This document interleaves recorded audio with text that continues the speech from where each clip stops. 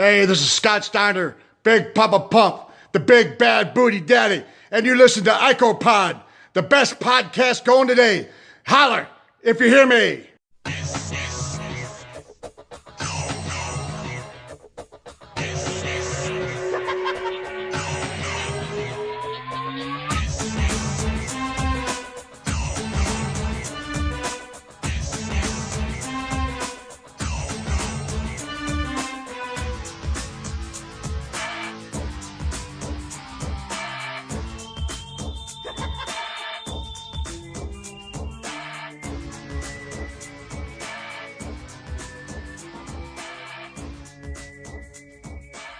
And we're back with bonus episode number 27 of IcoPod. I am Bob Conley Jr. With me, as always, is Austin Skinner and Dallas Gridley. And in case you're wondering, no, that's not a helicopter. It's Dallas's microphone.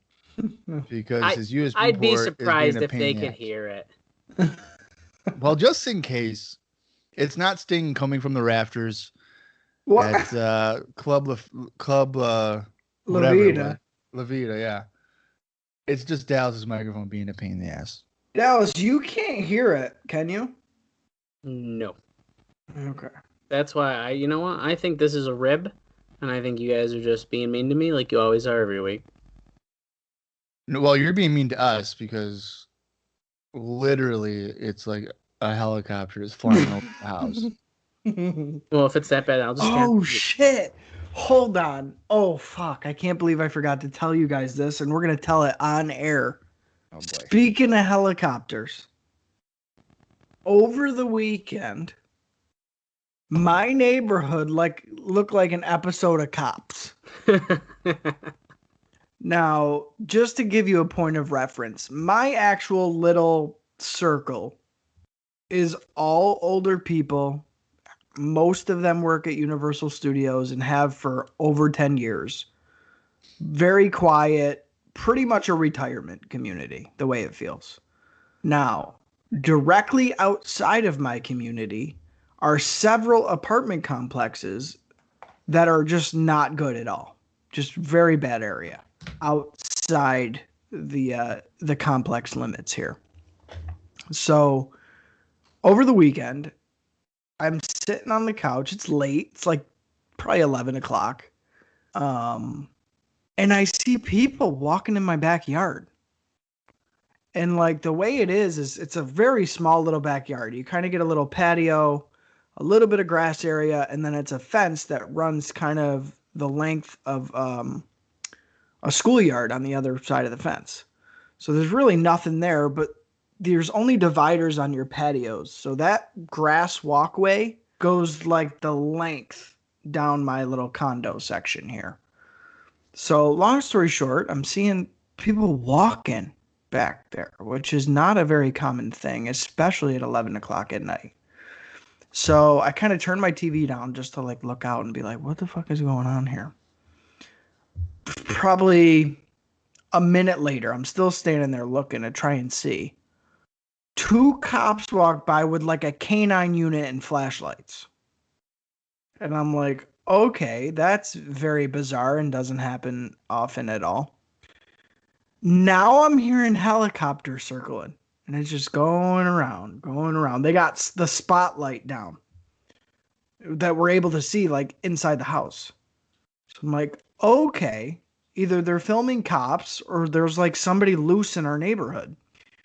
So, much to the chagrin of my girlfriend, I take the dog for a walk. I said, I'm going to take a walk. So, I go outside, dude. I exit my little complex because it was still relatively quiet. I mean, you got the helicopter. I saw the police car. There was only like one. He had his lights off or whatever. But I exit the complex to like look around. And, dude, it was like... You wouldn't believe the amount of cop cars, and they were all in the little different sections of the complexes. So, like, between the 4 different complexes, there was probably, I would say, 2 to 3 cop cars in each. And they were all lights flashing with cops walking around. I don't know what happened. But it was, like I said, it looked like an episode of Cops was being filmed because there were so many. So I'm walking the dog or whatever, and people are outside. People are kind of looking too. Mind you, not people from my community because they all go to bed at about 7 o'clock. But I'm walking around, and as soon as I get out there, I'm only out there for maybe 2 minutes. Almost simultaneously, helicopter disappears, just is gone. All the cops turn their lights off, and they all leave. And it's like, what the fuck just happened here? Because they obviously didn't find anybody. Not in this area, or else you would have saw them all like swarm to one spot or something. But they just, yep, that was it. You know, people walking in my backyard and then gone, and then everybody leaves. I know what happened. Oh, let's hear it. It's like in GTA. When the cops don't see you for long enough, your wanted level just goes down, the cops just go away. Yeah, that's what I was thinking. That's what it is. Well, and if there was somebody hiding, you know, how long do you have to hide until the cops just give up? Obviously not too long, I guess. Well, we lost them. Like, what the fuck? He put the cheat code in. That's what it was. His wanted level was at 5. He put the code in. It goes to 0, and they all leave. Yeah, and they booked it before they called the army in. I think that's what it was. Yeah, so lately I've been playing GTA recently, and I enjoy just going around killing people with a hatchet. Bob, you probably need to get out a little bit more then, pal. That's what I just do. I just go around and kill everybody with a hatchet. Sounds like you're having a great time lately. Yeah, well, this is what I've been doing. So I figured it out. You go around, you can just go and kill people. And then you hide in the train station, right? And the cops won't know where you are. And then even if they find where you are, if you just continually run in the tunnel. Oh, yeah. You're good. Yeah, that's a classic little hiding spot there. Yeah. I haven't played Grand Theft Auto. I don't even know how long. So that's what I did. Me and Dallas would stay up and play it for hours. It would be like 4 a.m. and we're driving a golf cart on Vice City. Like, what the fuck are you doing? Vice City is the best game ever. Yeah, it's good. It's such a good game. We'd be listening to Black Eyed Peas CDs playing Vice City at 4 a.m. That's an all-timer. The good times. I've been thinking about getting a PlayStation 2 just so I could play Vice City. Why, I'll sell you mine. You have a PS2 still? I have a PS2. I got a GameCube. What else do you want? Do you have Vice City? Yeah. I'll give you $20 for it. Nope. For you, 50. You know what? I'll give you money to get a new fucking microphone so it's not a helicopter in my ear. I hope. You know what? If everyone can hear it, I'm sorry. I hope they fucking don't, so you sound like a fucking idiot. Well, I'm not a fucking idiot. I don't know. I haven't gone back to listen. But... Listen, you know what? When we start the show, I'm going to go check my little printer cable, and if my little printer cable matches, I'm going to plug it in. What if it works? Aren't you going to feel dumb? No, I feel good. Oh, okay. Dallas has no shame. No, I don't give a fuck. He doesn't care. Speaking of not caring, what are we watching this week here, Bob? Yeah, well, it's fucking Fall Brawl. 1995, which has a special place in my heart. Oh, no. What? Well, you're both fucking grown, so that's nice. Nice to know it's something that means a lot to me. You guys are just so did Uncensored. Well, that caused the end of a relationship. Yeah. So that's fine. What did this one do? Did this one take your virginity? Well, it was the first ever WCW tape I rented. Was Fall Brawl. How much was it? It was $1. Oh. It was $1 for 3 days. You got ripped off. Well, I didn't need 3 days to watch it. Well, I'm going to feel like we're watching it for 3 days. That's probably why they give you that much time. Yeah. Yeah, that's probably true. Yeah, this was the first WCW one, and then I believe WrestleMania 7 was the first WWF one that I rented. But regardless, this took place on September 17th, 1995 in Asheville, North Carolina at the Asheville Civic Center. Attendance is 6,600, and the tagline is, "Let the games begin." Are we going to see Matt Hardy in the audience tonight? Oh, maybe. Because every time they're like around the North Carolina area, that's not Charlotte. Fucking Matt Hardy's there. That's a really good point. I didn't even think of that. I don't know. He's holding the doors for WWF all the time now. That's true. That's a good point. There were 4 matches on WCW Main Event, which was the pre-show, and I believe that aired on TBS. And it's Big Bubba Rogers defeating Mark Thorne. Disco Inferno defeated Joey Maggs. Alex Wright wrestled Eddie Guerrero to a no contest. And it's noted here that this was Eddie's WCW television debut. And the match ended when Wright requested that the referee stop the match after Guerrero suffered an injury. Oh, fuck. But I believe that was a work. Oh, It wasn't okay. an actual injury. And then the main event of the main event was the American Males, Marcus Bagwell and Sky Riggs, defeating the Nasty Boys in 4 minutes and 15 seconds. Nice. So there's that. The rundown for this card is that there's 6 matches. So if you do the math, 6 matches, 2 hours, 44 minutes. There's probably a couple that are going to go a long, long time. So there's Brian Pillman taking on Johnny V. Bad. Cobra will be wrestling Sergeant Craig Pittman. Oh. The WCW television champion, the Renegade, defending against Diamond Dallas Page. WCW tag team champions Bunkhouse Buck and Dick Slater defending against Harlem Heat. Shit, yeah. Arn Anderson will be wrestling Ric Flair. And then the main event is a War Games match where Hulk Hogan, Randy Savage, Lex Luger, and Sting will be wrestling the Dungeon of Doom, which will be Kamala, the Zodiac, the Shark, and Meng. Listen, okay, listen. For tonight only, most likely, I am down for a cheesy ass War Games match with the Dungeon of Doom. There's something about it tonight that out of everything else, I think I'm looking forward to it. Don't get me wrong. Pillman Miro is probably going to be a solid match, right? And of course, I'm a sucker for Bunkhouse and Dick Slater, or really just Bunkhouse in general. Yeah. But for some reason, that main event, and hey, this is Lex's first pay-per-view back, is it not? That's correct. So hey, there we go. It's gonna be a shit show, but like I'm ready for it. Yeah, the main event, I think that's the most drastic difference in teams. Like the Hogan Savage Luger Sting team is so strong compared to Kamala, Zodiac, Shark, and Meng. That's why I'm looking forward to it. That's so ridiculous. Like, I don't see any of the baby faces selling for the heels. It would make no sense. Yeah, I don't know. But all right, if you want to watch along, head over to the WWE Network, which has been acquired by the Peacock Network. So that will be changing here in the next couple of months.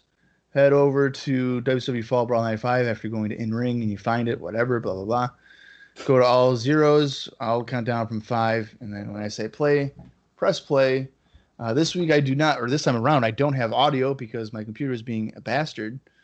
So I'm watching it on my girlfriend's desktop computer without any sound. It might not pause as much for you.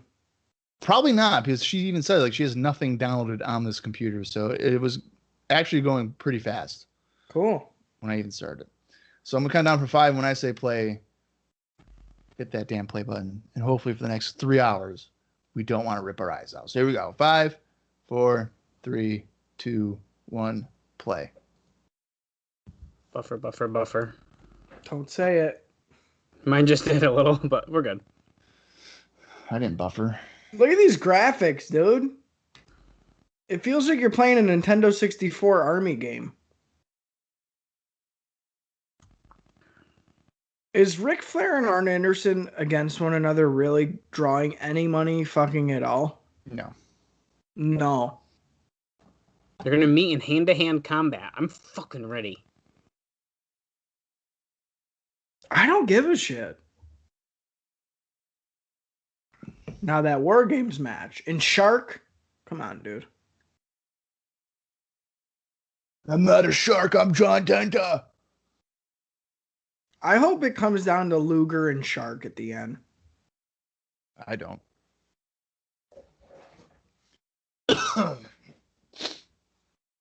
This sucks not being able to have any audio.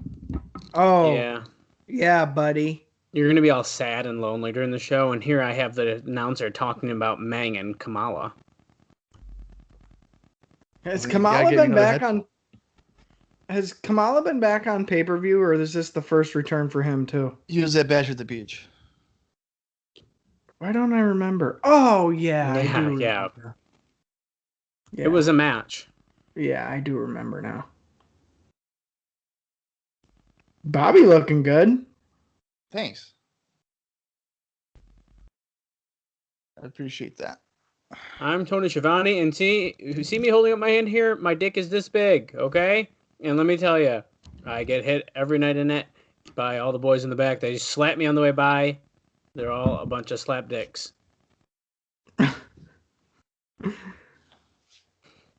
Tony's got great hair, man. Yeah, Tony's killing it. If only he lost weight, like Bischoff said, they'd draw more money. Right. What is the attendance here, Bob? You said? He switched his headphone to the other computer, so now he can't hear us. He can only hear. No, I can hear both of you. My producer got another set of headphones. Yeah, Austin, there's 6,600 in the arena. Oh, okay. So like a Syracuse house show. Got it. That's more than Syracuse. I don't know. It kind of does look like the War Memorial. Not really. It's a full War Memorial. Wrestling in the mid 90s, dude, drew no people. Like nobody gave a fuck about it. For what? Wrestling in general. That's not true. Dude. Live shows, people are like, nah, I'll watch it on TV. Not going. Well, that's how I am now. I've always been like that though. Like sporting events, I would rather just watch it at home. I think it depends. Yeah. Like I don't think I would ever go to a Super Bowl. I certainly wouldn't go to a 7-hour WrestleMania. Oh, I'd go to WrestleMania. Not at this point, I don't think. Well, now they're just I'd be surprised if it stays around, but they're doing a two-day one again this year. Yeah, great. I can't wait. You notice every sporting event's coming to Florida because Florida's acting like they don't give a fuck about anything. Yep. Yeah. Like the Super Bowl's in Florida. Now WrestleMania's in Florida. It's because that's the only place they can fucking hold it. It's such bullshit, dude. You could probably have it in like Idaho too. But Idaho, I think, is probably deleted off the map. Oh. All right, we got our first buffer of the night here, folks. Here we go. For Johnny B. Bad throwing frisbees into the audience. When you're hot, baby. would you rather have Johnny B. Bad's frisbee or Adam Bomb's football? Oh, I'd take a frisbee. Oh my god! Did you just see it throw it at the turnbuckle and it didn't go into the crowd at all? It just hit the fucking turnbuckle. That should be a sign of things to come. Come on with this bullshit already. We're fucking 4 minutes in. Give me a break. Is it a little minor league to see the like section number and a huge arrow pointing down? Like right there. 109, 108 here, 107 here. I mean, it is kind of obnoxious how they have it, but I mean, it's an arena, so like whatever. But it's clearly like a piece of paper. Hey, that's the building we're in, baby. When you're hot, you're hot. And this building is not, so. Everybody, good evening. Are you ready for a big shit show tonight at WCW Fall Brawl 1995? Well, I'm not. It's going to be good. So, let's do this. Over in this corner, Brian Pillman. You guys saw him win on the first night show, and that's about it. Okay, Johnny B. Bad. He shoots shit. Okay, let's get this going. That was fantastic, Dallas. I appreciate that. Well, you wait till there's a Ric Flair promo. We're going to see what we can get out tonight, but. Well, I'll make sure not to mess up my Randy Savage opportunity if there's a Savage promo. Okay, I appreciate that. Yeah. Oh, he's no stranger to championship competition. Good thing he is not doing that tonight. Oh, Hollywood Blondes reference. Flying Brian. He's looking not in the greatest of shape here. I was just thinking the same thing.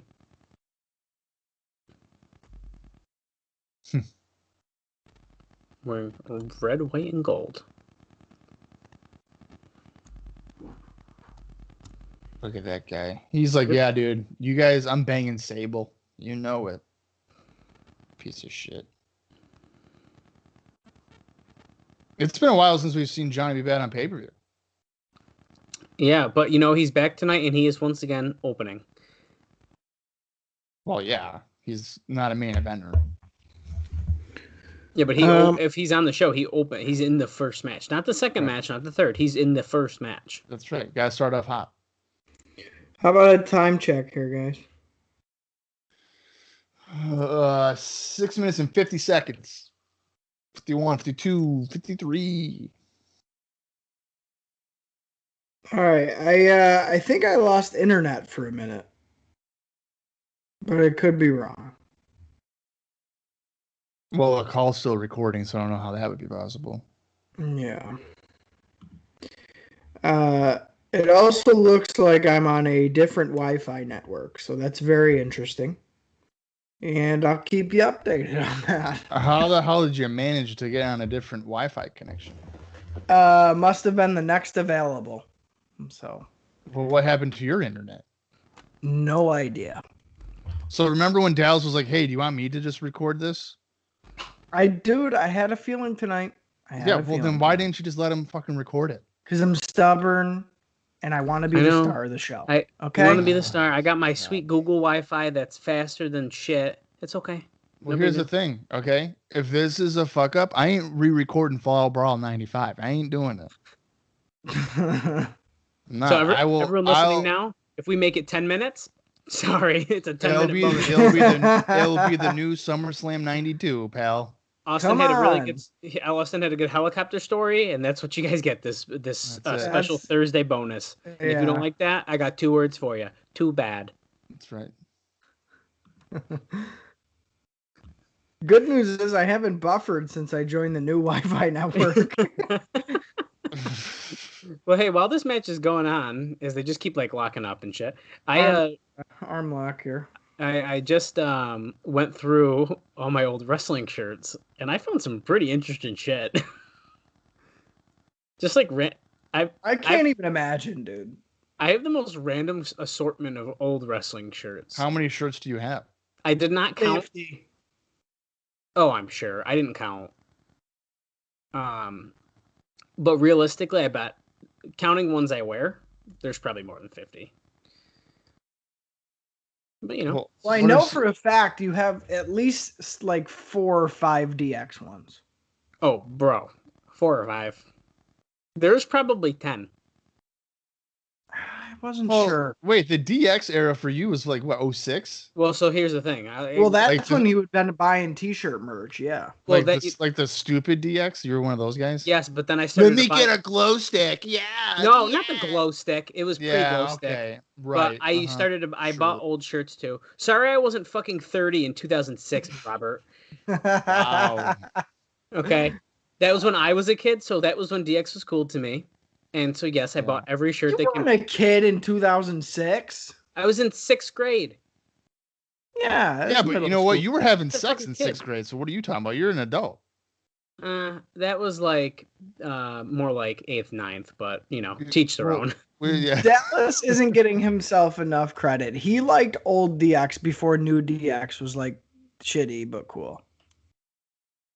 I know for a fact he liked old DX. Well, and I have old shirt. Yeah. And I got other anyways, it's not the point. I have a lot of DX shirts. A lot of DX shirts.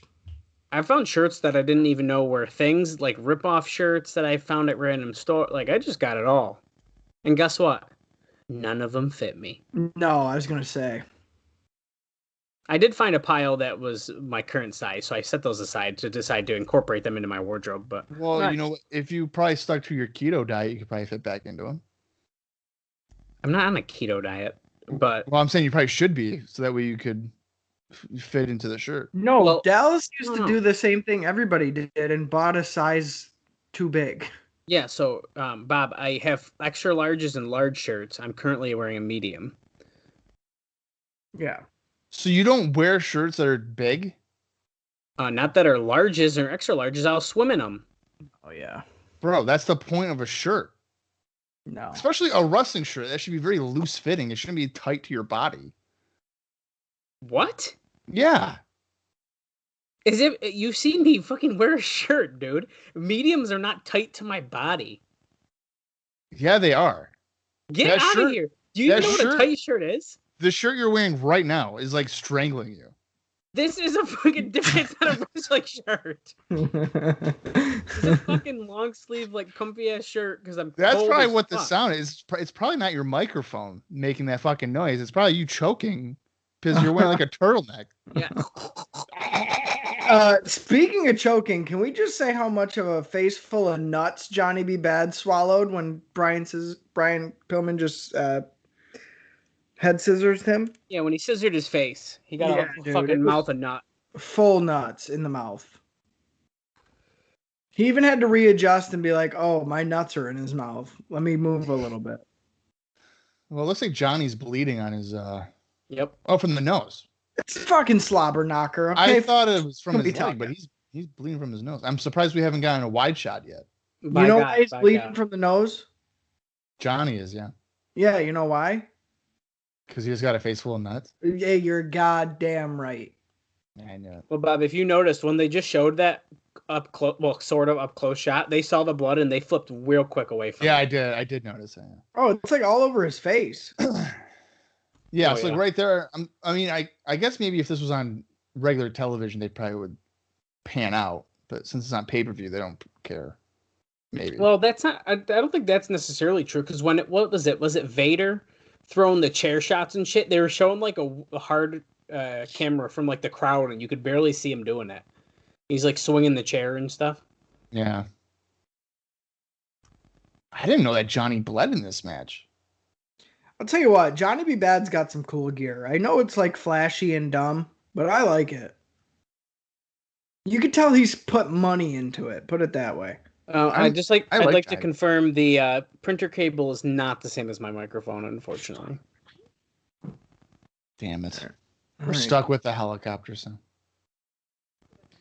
You win this time.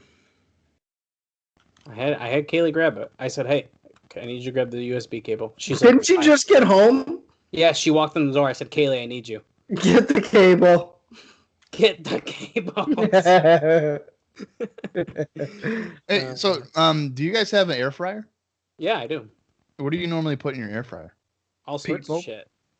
We cook turkey burgers in it, like chicken for like salad. Reheating leftovers is fucking awesome in it. Oh, really?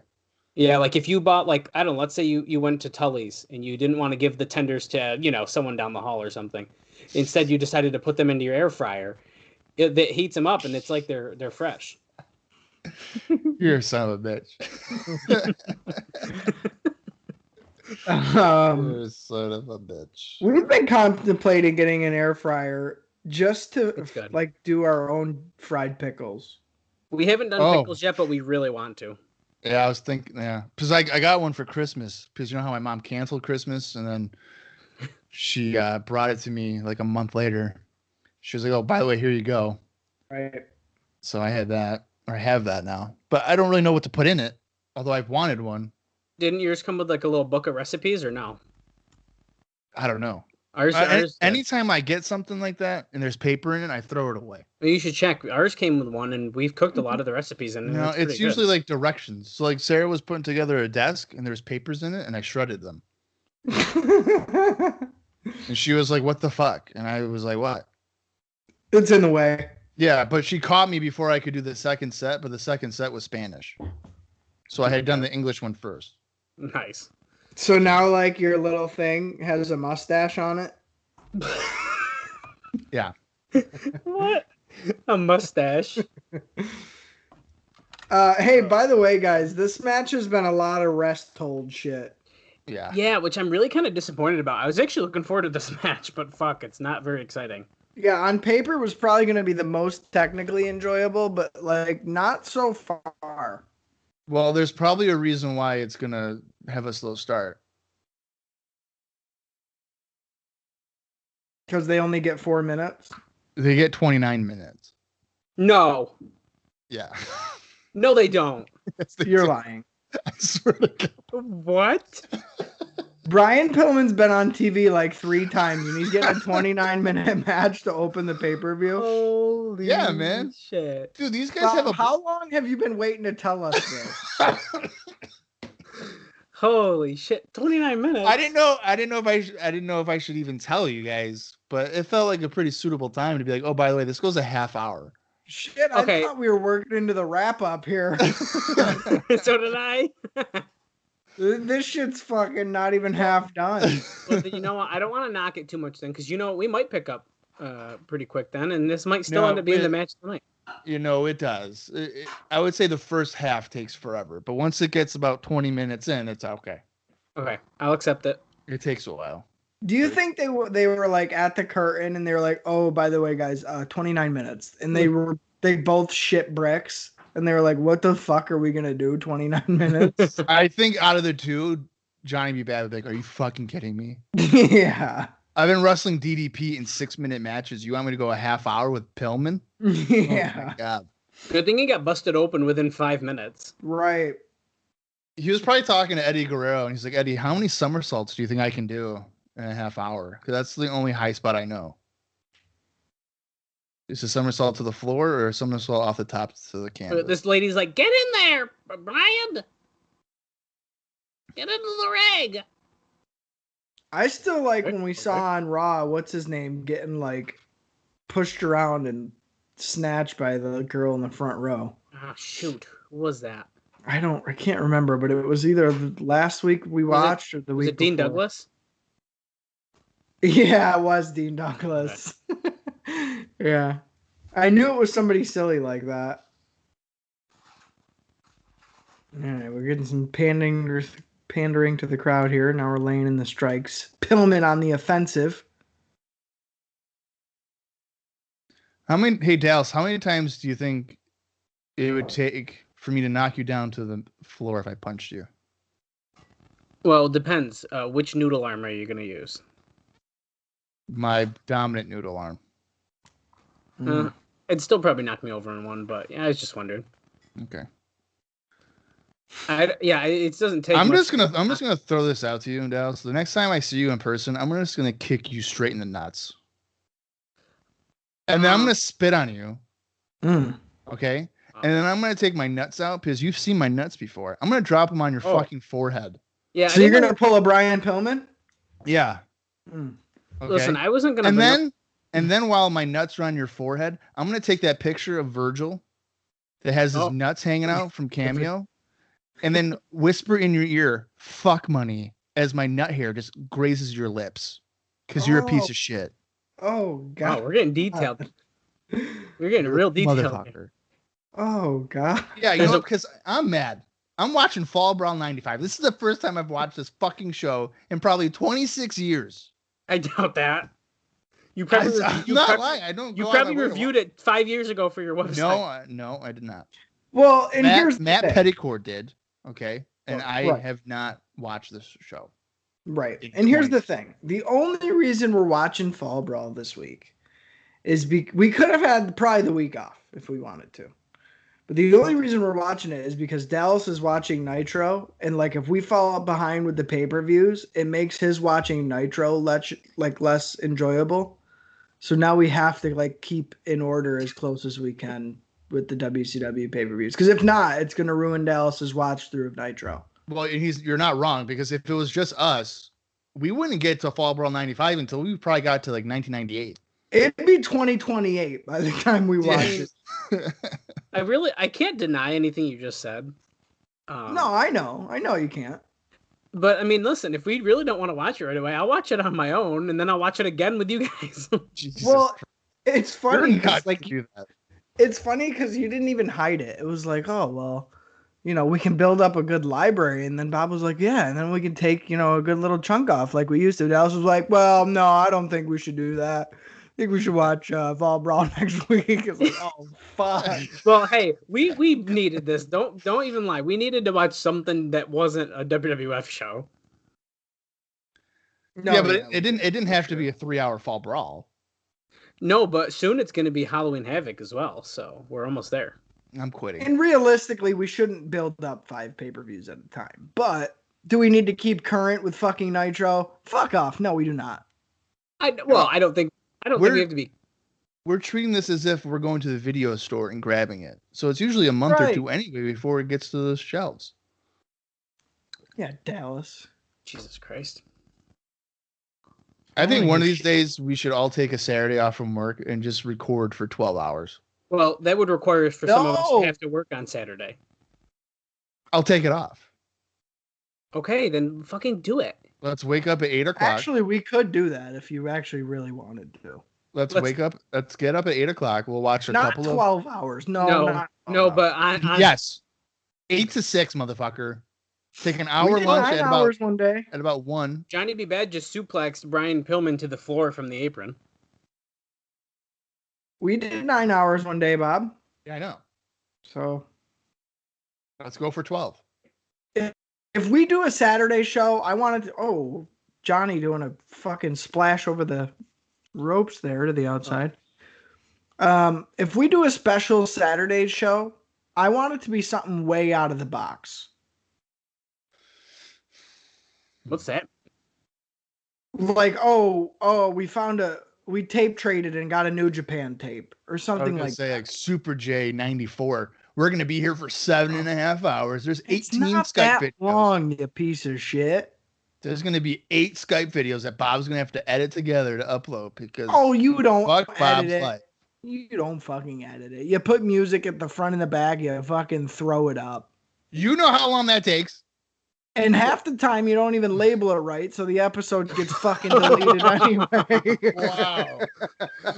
Wow, what is this shit on Bob Day? What the hell is going on? Hey, it's a nice change of pace, but what I was gonna say, Screech recently texted me about editing. We talk all the time, but you talk to Screech all the time? Yeah. Okay, that's fucked up. Screech doesn't talk to me at all.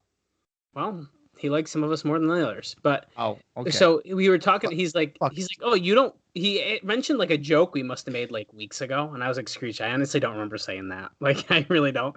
And he's like, wait, you don't listen back? And I was like, no. He's like, well, who? Like, don't you edit it? And I was like, no, Bob does, and I don't really think he listens. And I don't. And then I was telling him for the TNA podcast, I was like, I don't listen to that one either. I do the same thing. Which is and you got to think of it this way for us. You know, going through it twice would be a little bit of a chore. And not only that, to just prove that we don't listen. Somebody recently had to comment to let us know that like show 4 was show 50. Right. You know, we don't fucking listen back. How could you? Well, that's a weird case because you would have already listened to 4 and then never listened to it again because you think it's fine. Right. So that's a weird case. What happened for that one? But I mean, it just goes to show. It's funny that because that happens to me too sometimes, or even like in the comments and stuff, people will mention a joke, and I'll have to think back, and it's like, what was that in reference to? So it is funny that does happen. 2 minutes. Michael Bufferson. I don't know. We also say so many like funny shit on here. I know. Yeah. I don't know why, but for some reason I started laughing to myself before we got on because I was thinking about the one, was it Bash at the Beach or something, where one of the ones I like was doing the Ric Flair thing and I said Stu Hart for some reason.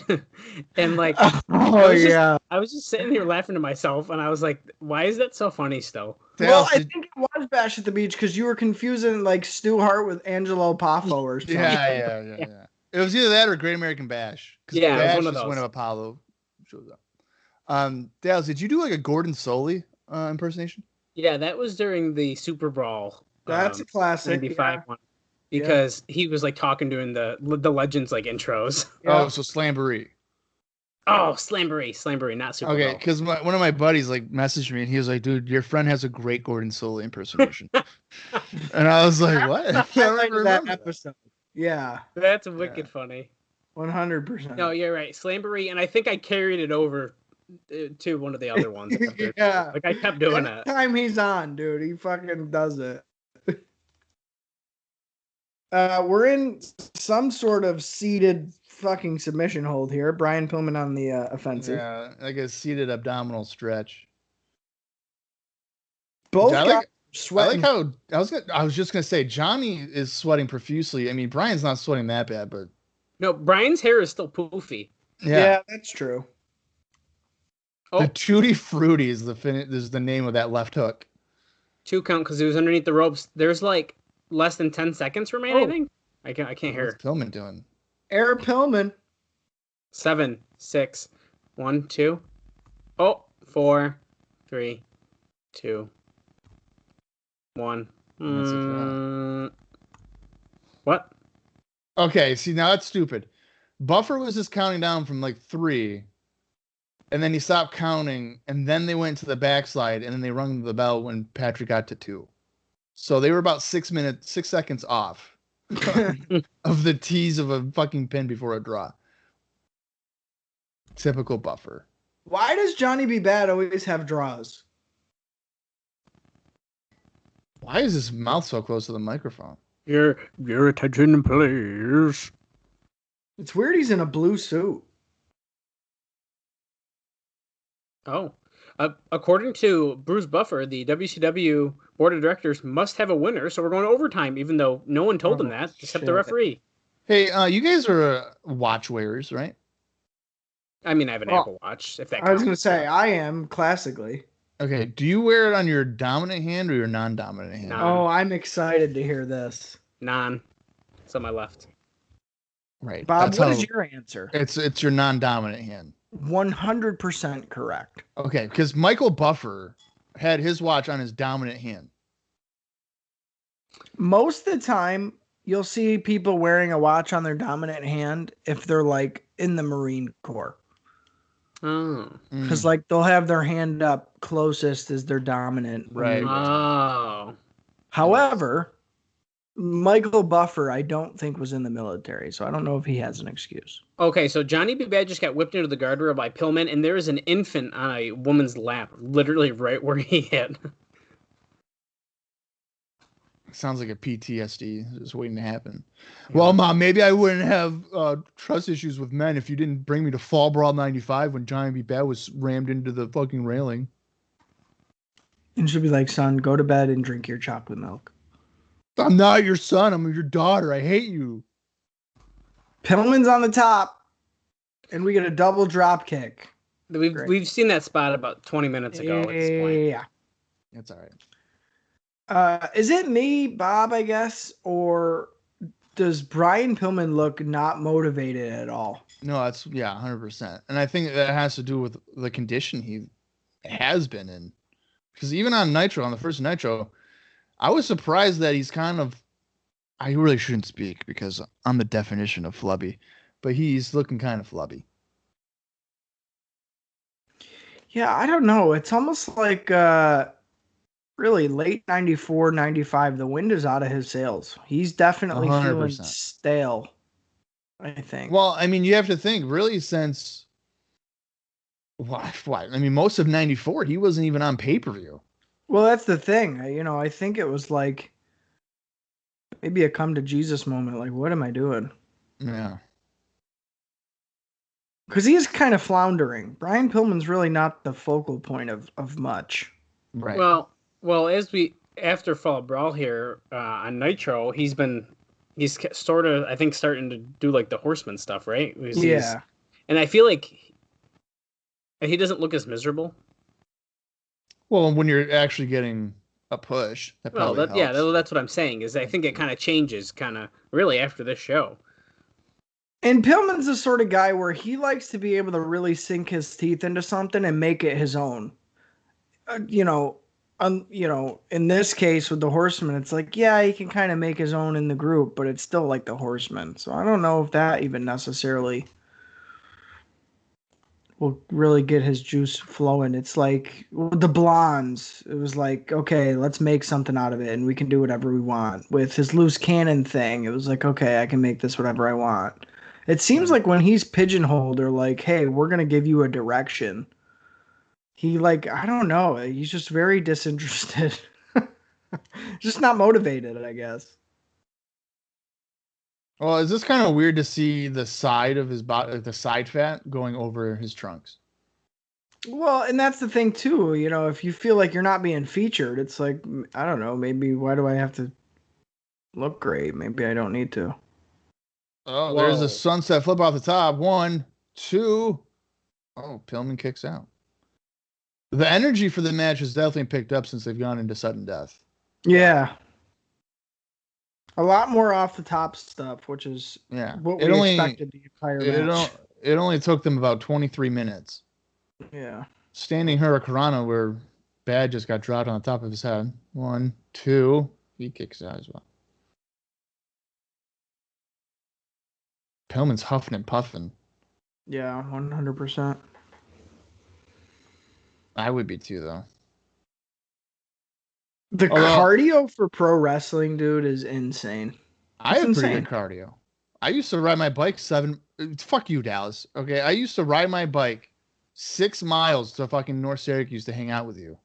No, that's a good point. I forgot you did ride the bike. It was a really far. 12-mile bike ride all day. Remember in that one time I did it in the winter?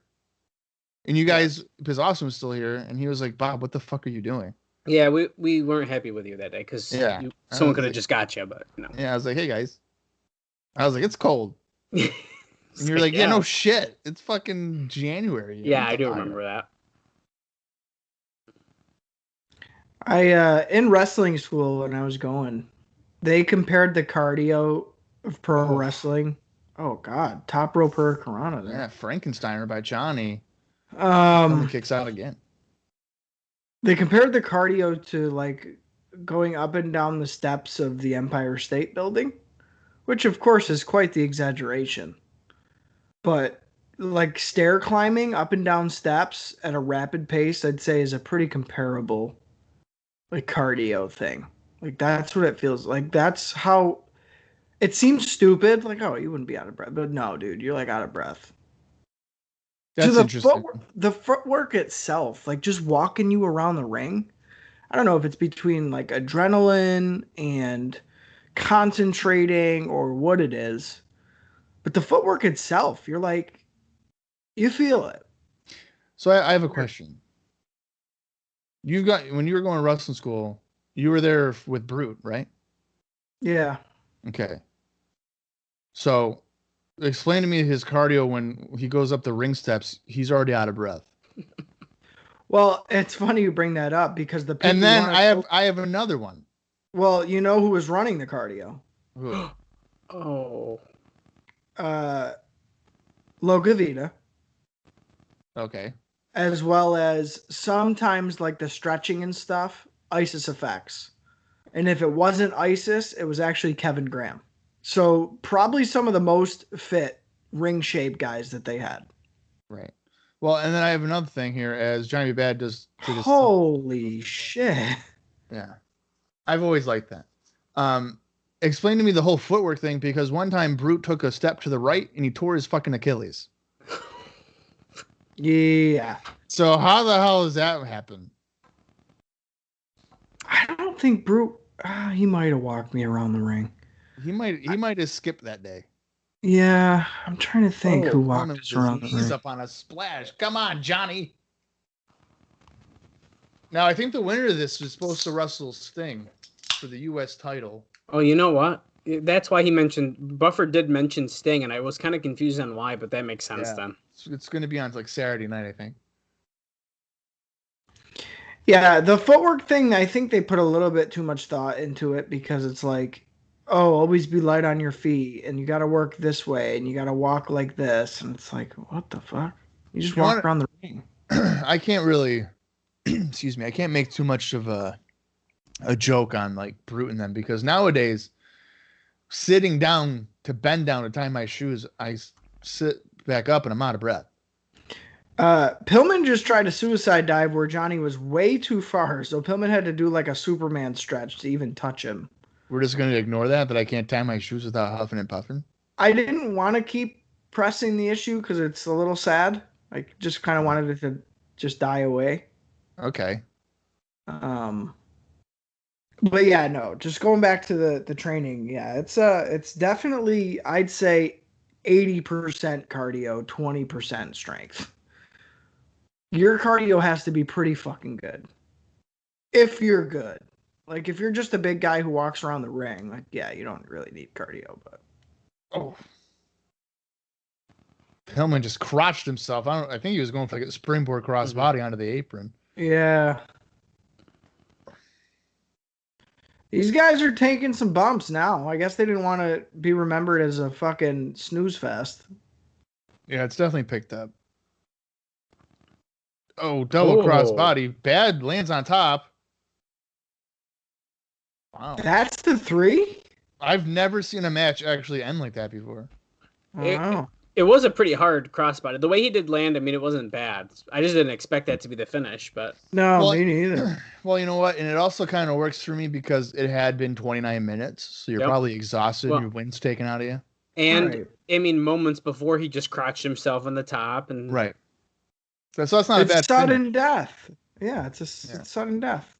We're at the 37-minute mark, if you are watching along with us. So that took up a decent amount of the first hour. Nice somersault. I'll tell you what, judging it on the whole, it was a little sloppy. Pillman's definitely not motivated. But for an opening match, another good delivery here by Johnny B. Bad, I'd say. I mean, did it have to go 29 minutes? No. But I would say that it ended up being okay.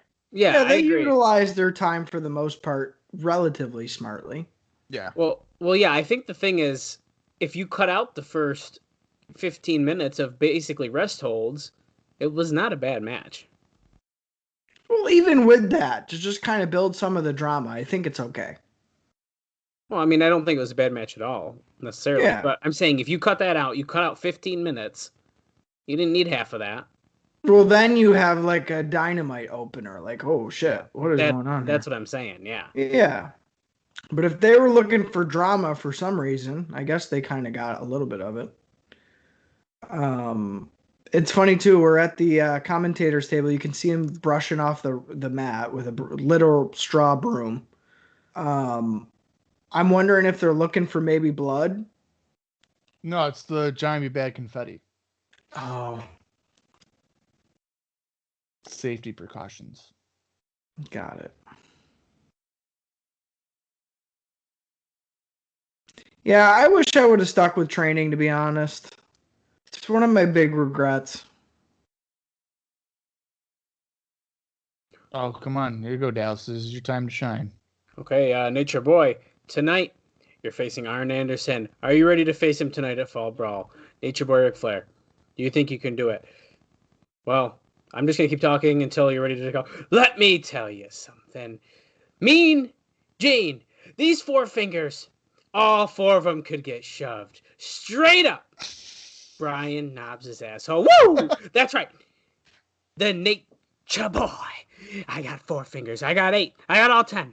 All 10 fingers can get stuck right up Brian Knobs' asshole. I'm going to count 1, 2, 3 times. Arn Anderson's been watching. That's why we're having this match. And Angelo Poffo, he's ringside tonight. He's got his cane, and don't you worry. That's right. You heard it straight from me, man. Stu Hart, he's ringside in his wheelchair. He's ready to watch this match, and we are going to kick some ass tonight. Woo! That's right. The Nature Boy. Woo! Woo! Mean Gene. I'm getting really sweaty here in this robe as I'm screaming. Give me a shot. You got some gin? Get Gordon Soley in here, goddammit. We need him to bring us some drinks. Isn't it Legends Nights here tonight? We got the Nacho Man. We got Ric Flair. Hollywood Hogan. Let's go. He's talking a lot. I'm running out of shit to say. What is on Gene's fucking arm there? Like his cuff. It looks like a giant WCW logo. No, it's like, I don't understand. It's like a green mark on his white cuff of his suit. It looks like a stain. Yeah. Oh, yeah. You know what it is? I thought it was like a WCW pin. Maybe it's notes that he wrote on the shirt. I don't give a damn. Here you go. Write the notes on here. I love him so much, goddammit, that I'm going to fight him tonight. And then in just a couple weeks on Nitro, I'm going to fight him in a cage match. And everyone's going to flip the channel. Because they're not going to want to watch that tape shit that those boys over at IcoPod are watching. No one wants to watch that goddamn shit. Watch me wrestle the Arn Anderson in the steel cage. That's right. Oh, woo! Ooh. Okay, back to the ring. Call the hotline. Put some money in my pocket. God damn it! Here we go. Here we go. A grudge match. It's Cobra against Sergeant Craig Pittman. Now, here's a fun fact about Cobra. Cobra would actually go on to be the NWO Sting. Oh shit! Oh fuck! Yeah. That gimmick made his career, dude. Well, here's the thing. I think he still does it in Japan, and he made a shit ton of money in Japan. Pretty sure. It's like, good for him.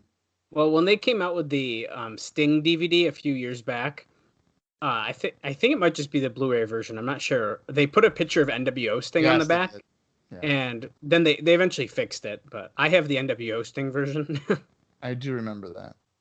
I like how he was like Bret Hart. He just gave a kid a necklace. Dog tags him. Cobra.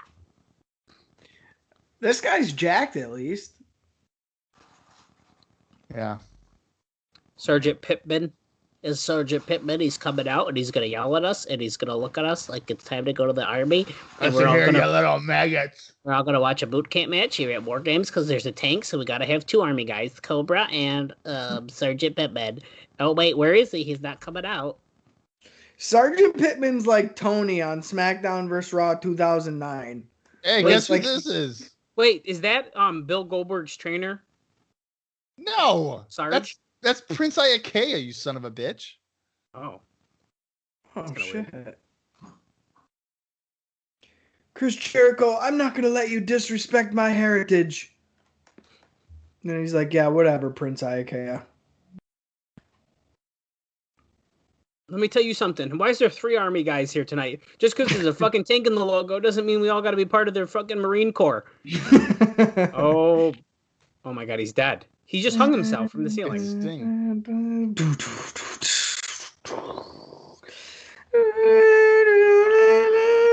Here he is. It's funny. This guy is a heel, and the fans are cheering for him, sneaking up from behind from the rafters.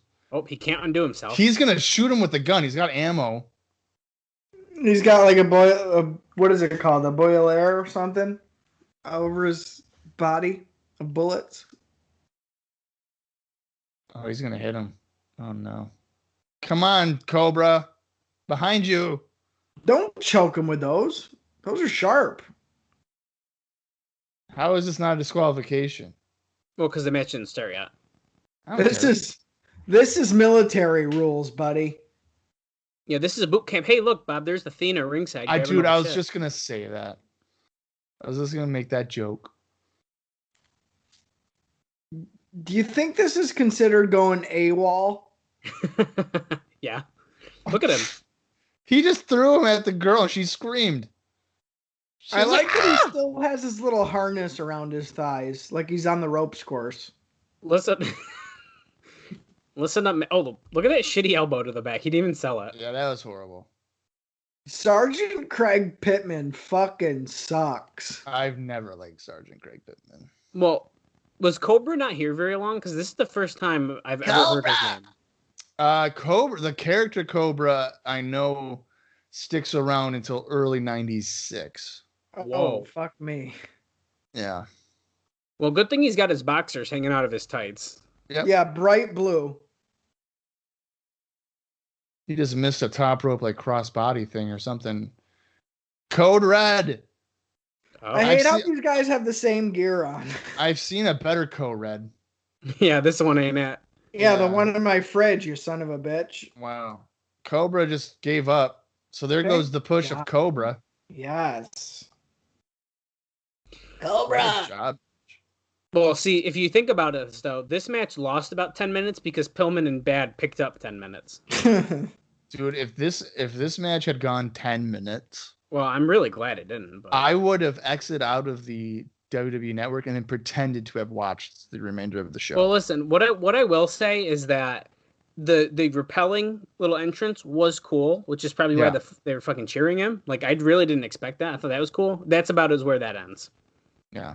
And like Cobra, like has like good look, except that he's in fucking army clothes like him, and he's like he's in good shape and stuff. But yeah, bad gimmick. I don't like that Sergeant Craig Pittman has no neck. he's a pit bull, so. Oh God. Oh, he's scary. Looks like Dave Chappelle a little bit. See, like this is cool. They were like, hey, we're gonna do this in a couple years for Sting. We gotta have you try it out tonight at Fall Brawl 95. Paul Orndorff. What do you think Bobby Heenan's thinking after just watching that match? Well, Hulk Hogan, that evil bastard, it's all his fault. Bob's putting his pop mic up in his asshole. I can't. This fucking thing is so bad. Don't you have another one? No. You only have one pop filter? Yeah, Dallas. Why the hell would I need? Because you have two microphones. Yeah. Big whoop. Dallas, what GameCube games you got and are willing to part with? Anything I give a fuck about? You probably have all the ones that I got. I know. Oh. I did sell a couple to Gizmos like closing day right before I came down, when me and Kaylee came down to Orlando, because I did not have a lot of money and I needed some vacation money. So that's when I sold all my old wrestlers and a couple games, but I kept a couple because I couldn't part with them. Like I got like Mario Sunshine. Like that one's worth money. No, and I was like, oh what God, the fuck? Who is that? Scary Spivey. What is this vignette? There's something I got to tell you. Wait, who is that, Austin? Who is it? Look at the face. I don't know.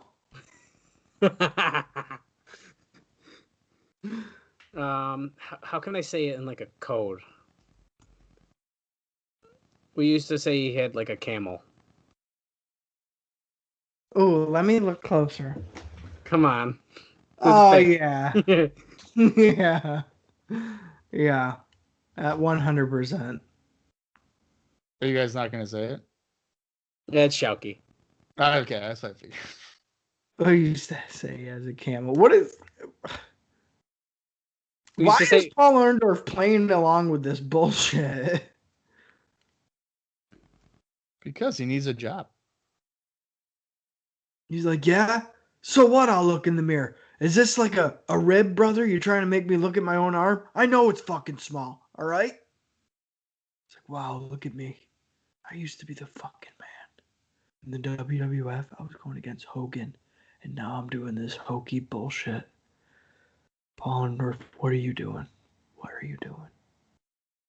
And the guy in the background's like, hi, Paul, look in the mirror. Yeah. See that arm? Pretty small, huh? It's like, yeah, don't fucking rub. Christ, I can't even look at myself anymore. It's a fucking joke. Can't even wear this jacket. The one arm's too fucking baggy. Can't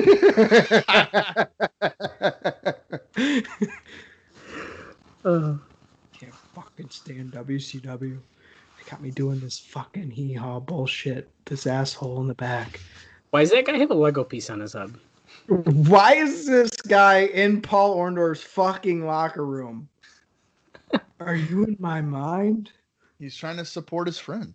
You in my mind? Yeah, this is the bad arm. These are 24-inch pythons. I'm going to knock Vader out. Thank you.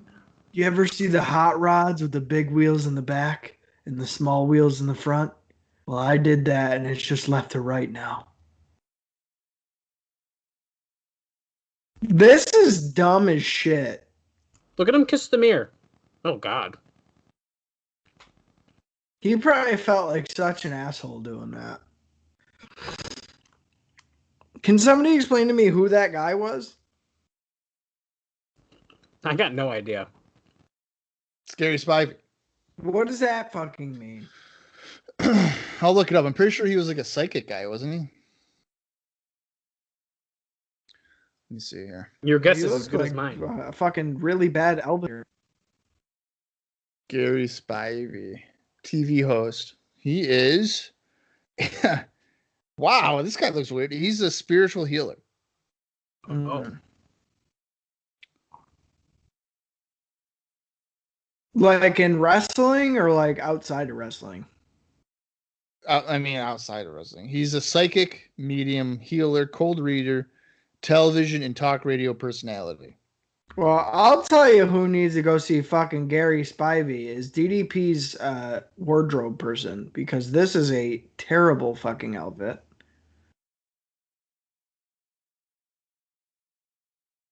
It's pink and black, but it obnoxiously a giant diamond on the front. Not good.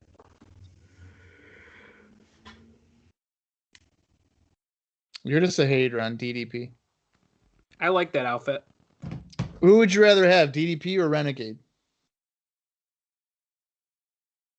At this time? Don't you dare. Renegade. I'd rather have Kimberly personally, but I'll tell you who the fucking Max TV Muscle. is. This what for the TV championship? correct. Yeah, I'll tell you who should be the TV champ. Okay, fucking Shark, buddy.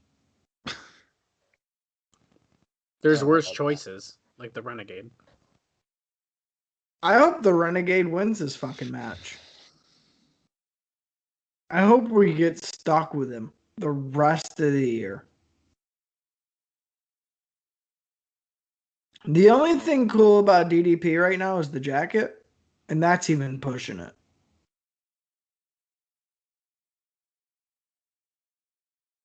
All right, let's see what Renegade's wearing.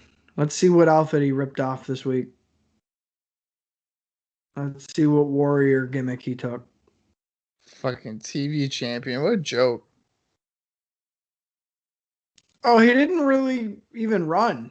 Doesn't he run around the ring usually? I don't know. I feel like he just kind of wanders around. He's like, fuck it. There's 2 rings, too much cardio. Probably. All right, DDP's kicking his ass immediately. Yeah, well, Renegade's wearing his WrestleMania 8 gear tonight, so he's ready. I think the worst part about Renegade being a ripoff Ultimate Warrior is that Renegade's like 5'8". Yeah. Yeah, I mean, that's a good point. It's a Halloween costume. He only looks big against like Kevin Sullivan. Oh. He just did the Yokozuna post shot. Absolutely. And then he fell into the crowd. Do you like the Renegade jump from the ring to the floor in one foul swoop? Yeah. DDP kind of reminds me of Dallas. What? Yeah. Is it the names? No, it's just like, he has a face you just want to fucking drill. Well, wait, hold on. Can you define drill? What the fuck? You just want to drill, Drill in which way? Both. Take it however you want to take it. I'm taking it as a compliment then. Okay. Dallas actually gets picked on most of the time when he meets wrestlers anyway, because they 9 times out of 10 will mention in some form or Diamond Dallas Page. If I were him, I'd be real sick of it. Well, I would think he would get picked on because he usually has a fucking binder full of shit for them to sign. I do not. And it's not even stuff for him to sell. It's just for him to be like, I have this. Like when we went to that Jersey show and Kenny Omega, and he was like, "Hi, Kenny. By the way, I have about 17 posters, 13 magazines, and about 23 DVDs for you to sign." And he's just like, "How the fuck did you get this?" No, okay. First off, when I met him in Jersey, I had about getting a restraining order on you. Kenny Omega was very nice to me, and He forgot who you were. You went up to him. You're like, "Hey, Kenny, it's me," and he was like, "Hey, man." I did not go. Yeah, It's me. Yeah, you did. I did not. No. Or better yet, how about this guy? Okay, he sent a question to the Major Wrestling yeah, this is funny. podcast, right? This is a good story. I never listened to the Major Wrestling podcast aside from their figure fed because it's like kind of fun. It's funny. So Dallas sends me a text and he's like, "Hey, dude, I just won a fucking 8x10. They're gonna answer one of my questions." And it's like a simple question. Yeah, like, hey, Zack Ryder, who do you want to wrestle in Impact? You know, something basic. Something. It was simple. I couldn't believe they picked it. It was so dumb. I know. Well, it works. Well, if when he answers it, he was like, "Well, I just made my debut, so I thought it was interesting." And I was like, "Okay," that's why I asked it, I guess. Well, yeah, right. But so he goes. He says. So they read like the Twitter handle or whatever, and I was thinking they'd be like, "Oh, Dallas Gridley's fucking sent this in." Well, because it says my name on my Twitter. It says Dallas Gridley. Yeah. Well, fucking Cardona goes, "This question's from YSOXX." No, he goes. No, he goes. It's from at YXX socks. XSRS.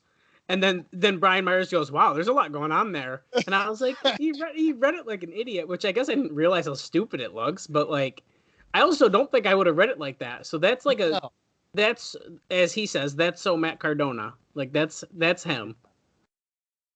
So I just thought it was I listened to a fucking 2.5 hour podcast just to hear them butcher Dallas's fucking Twitter handle. Was it worth it or not, though? I was at work in the fucking meat cooler, just laughing hysterically. Like, what the fuck?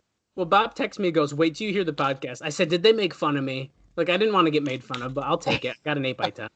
That's funny. And no, dude, it was so funny. But needless to say, I have an 8x10 signed by all three of them in the mail right now, so I'm excited. Speaking of not excited, this Renegade match is still continuing here.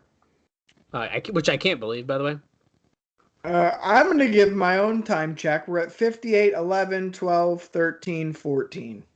I'm about 2 seconds ahead of you, but okay, not bad. Whatever. Not bad for switching internet. Well, exactly. Not 4 really, minutes in. But yeah, I've actually been on a win streak on Twitter recently, so I won that, and then I actually won like a prize pack from another podcast, and I just got it today, and it's pretty awesome. Well, what's the podcast? I believe it is the Shining Wizard podcast, if I'm remembering the name correctly, and they sent me a bunch of really cool shit. I gotta take a picture and tweet them.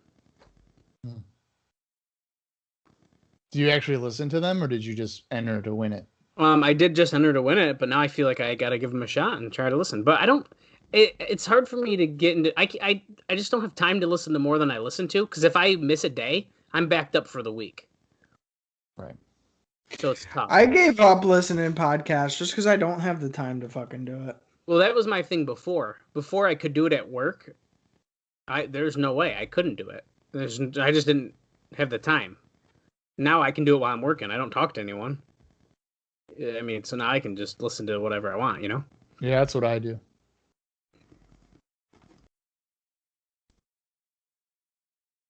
I want to point out too. I know it's going to be probably 3 weeks after the fact, but it was Mick Price's birthday recently.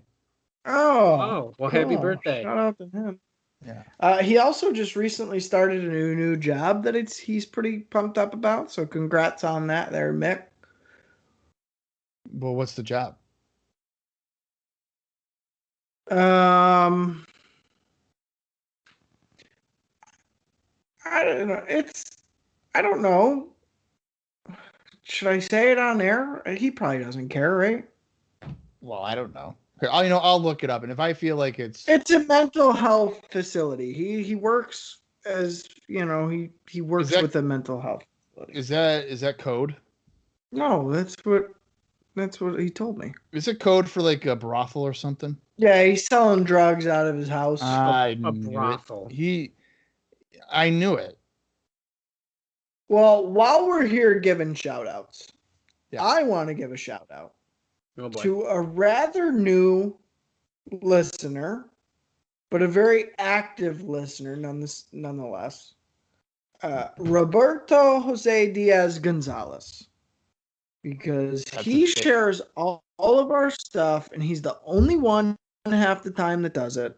So shout out to him. Thank you for listening. Glad you found us. And everybody else should be embarrassed because he's killing it right now. That's a fake name. Well, it might be, but either way. Jimmy Hart is standing off with Max Muscle's Renegade dives to the floor. I don't even share our stuff. Right. So be better, guys. I'm just like, fuck this. Be like Roberto. Oh, Max Muscle holding Renegade's foot. Diamond cutter. Bang. DDP. Did the ref not see that? No, it's fine. 3 count. DDP is your new TV champion. Oh, God, that was terrible. So here's a fun fact for you guys. Okay. So the Renegade is under contract with WCW until at least late 98.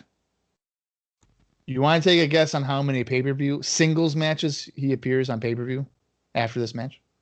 1. I'm going to say 5. The answer would be 0.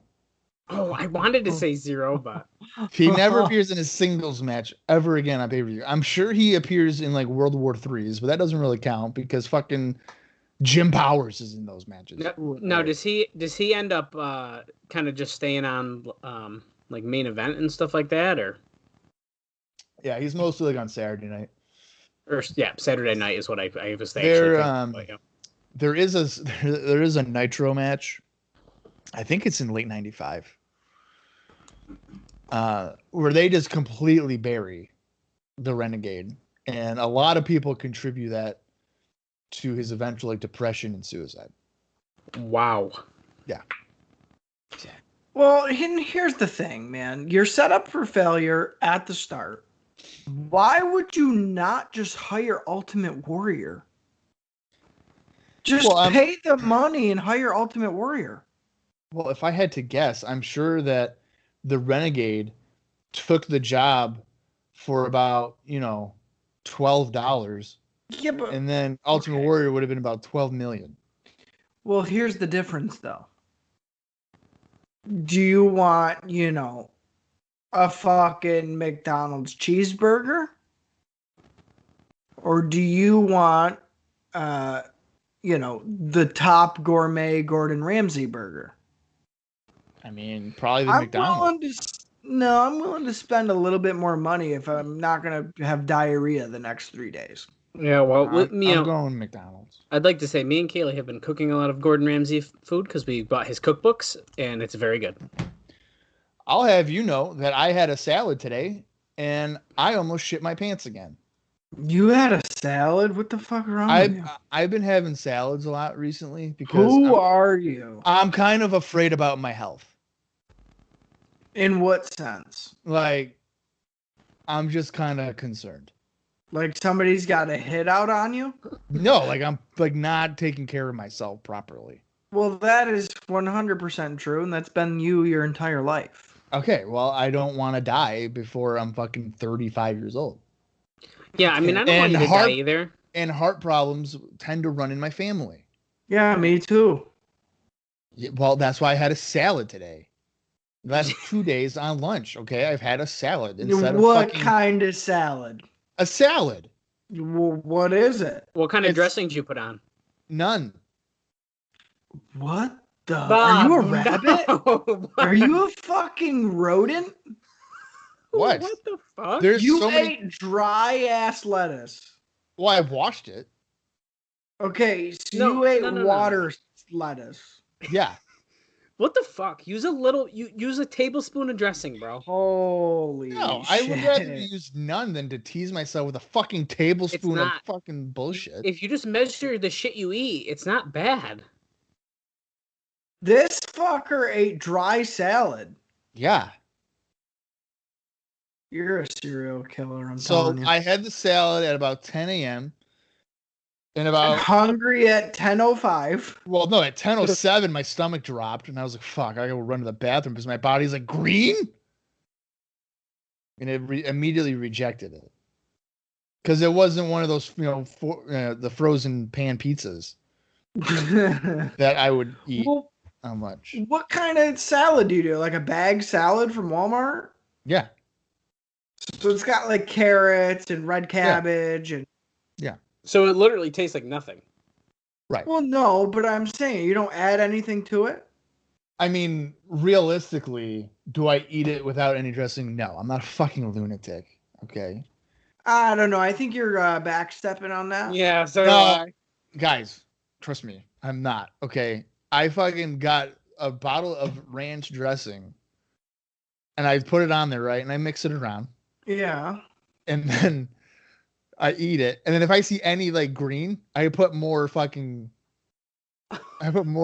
dressing on it. No, fuck. Well, is it the ranch dressing fucking you up because you're eating a bottle at a time? Well, I mean, maybe. I don't eat like an entire bottle of it, but you gotta measure it. On it. 2 tablespoons. I'm not putting fucking tablespoons of shit. Yeah, I don't measure either. I'm bad, but I don't eat ranch. Ranch is real heavy for a salad, I think. Well, but, it is, but I got like a Greek yogurt ranch, and I think it's better than regular. Oh, no, dude, you go balsamic vinaigrette, dude. Yeah, nice, easy. Balsamic's my favorite. Oil, vinegar, not too heavy on the oil, and you're good. Sometimes when Dallas talks, I just want to bash my head against the table. Why? Because he just brought up fucking yogurt ranch. A Greek yogurt ranch dress? Like, what the fuck? Yeah, you get it at Wegmans, dude. First off, it's about half the calories is what you're putting on your salad. So this is the guy who's winning. This is the guy who posts his food on his Instagram and uses that little fire emoji thing. Yeah. But fucking right! Every time I put it on the I cook fresh. I want to show off my food. Hold on. Meanwhile, I'll go get a meal at Wendy's, put it on my plate, and be like, "Look at what I got, baby!" Yeah. Hang on. This dude takes pictures of his shit and puts it on Instagram. On his story, and then he has like a little like a bar. It was like, with a fire emoji. Like, is this fucking fire or not? And I'm always okay, like, but he doesn't post the picture like in his shit. No, it's not only on stories. Okay. All right. Well, that's passable, I guess. If there was pictures of his food that he made on his Instagram, I'd ask, what are you, a 14-year-old girl? Yeah, I don't do that. Some of the food I do cook, it looks like I should post it. I mean, some of it looks really good. Unless you're an actual paid chef, do not post food on your fucking shit. A story is one thing. Like, this is going to be good. I made it. But if you're like seriously doing photography of your food, anybody out there, and you're not getting paid to make food, don't fucking do it. Yeah, and you know what? I'm going to suggest if you post a selfie of yourself, don't do it. Unless you're a model.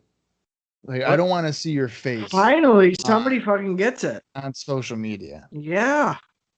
So that would be appreciated. Unless you eat a bottle of ranch with each salad, I don't want to see your salad. Yeah. It's weird, Bob, that you're like having explosive reactions to salad when salad is literally like water. I'm telling you, my body is like, why is this not processed food? Yeah, that's not good. Did we look it up? Did I look it up? Yeah, you should Google it. Oh, okay. I don't know if you should Google it. It's going to tell you got cancer or something. Well, don't go to WebMD. I'm going to go to Google and I'm going to ask, why do I have explosive diarrhea after salad? Do we even say what match is on right now? Not that it's anything exciting. Well, it's explosive diarrhea. That's what match is on right now. Yeah, it's Harlem Heat versus, who is it? Bunkhouse Buck and what's the other guy? I forgot. Dirty Dick fucking Murdoch. Right? Dick Murdoch. Tag team title match. Hasn't been great so far because there is tag format. So you know what kind of shape we're in with these two teams with tag format. Oh boy. So there's a couple of things that I could have here. See, this is I would have never told him to Google it. Bob's gonna have anxiety all night now. It's not cancer, you piece of shit. No, so there's like, let's see here. There's 1, 2, 3, 4, 5. 5 things. There might be an allergy. So I could have irritable bowel syndrome, which that could happen. I could have that. Okay, yeah. Okay, I have thought that. Okay. Food poisoning, which I don't. No. That's not what that. No, I've got that from ranch before though, but Food intolerance. What is the basis of that? It's digestive problems that occur after a certain food is eaten. Yeah. Symptoms include diarrhea, vomiting, and heartburn. which I'm sure Bob has all of most days. Yeah, but it's salad. It's water. There's no way he's intolerant to salad. I don't vomit. Okay. Right. Okay, 2 out of 3.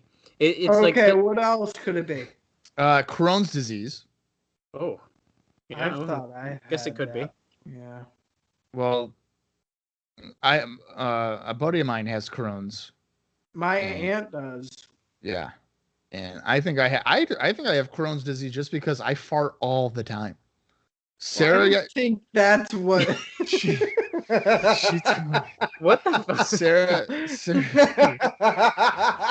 Sarah told me. That's why Casey has it. Yeah, because I fart all the time. Sarah told me the other day, she was like, Bob, I can't sleep in the bedroom anymore. And I was like, why? She's like, you fart in your sleep a lot. Oh. And I was like, what? And she's like, yeah, I came in there. Because sometimes I'll go to sleep before she does. Right. And she comes in there and she's like, yeah, like I'm walking in there and I get ready. And like, you're sleeping, but your body's still like pushing out a fart. And I was like, what? And she's like, it was really weird because you were just like, ugh. But you were definitely, you were definitely still sleeping. God. So it's like, how is he doing that? What the fuck? Yeah. And then the last one is a gastrointestinal disease. So, I feel like that progressively got worse. IBS, dude. I think it's IBS too. Needless to say, Bob needs to go see a doctor if he's having the shits from lettuce. Yeah. Well, here's the thing, okay? I just had peanuts, right? I was having peanuts before we got on the air. And I'm surprised that I don't have to go poop. Because every time I eat, within about 12 seconds, I gotta go take a shit. I'm telling you, dude. That's what that sounds like. Like, yeah. I don't know. It's all right.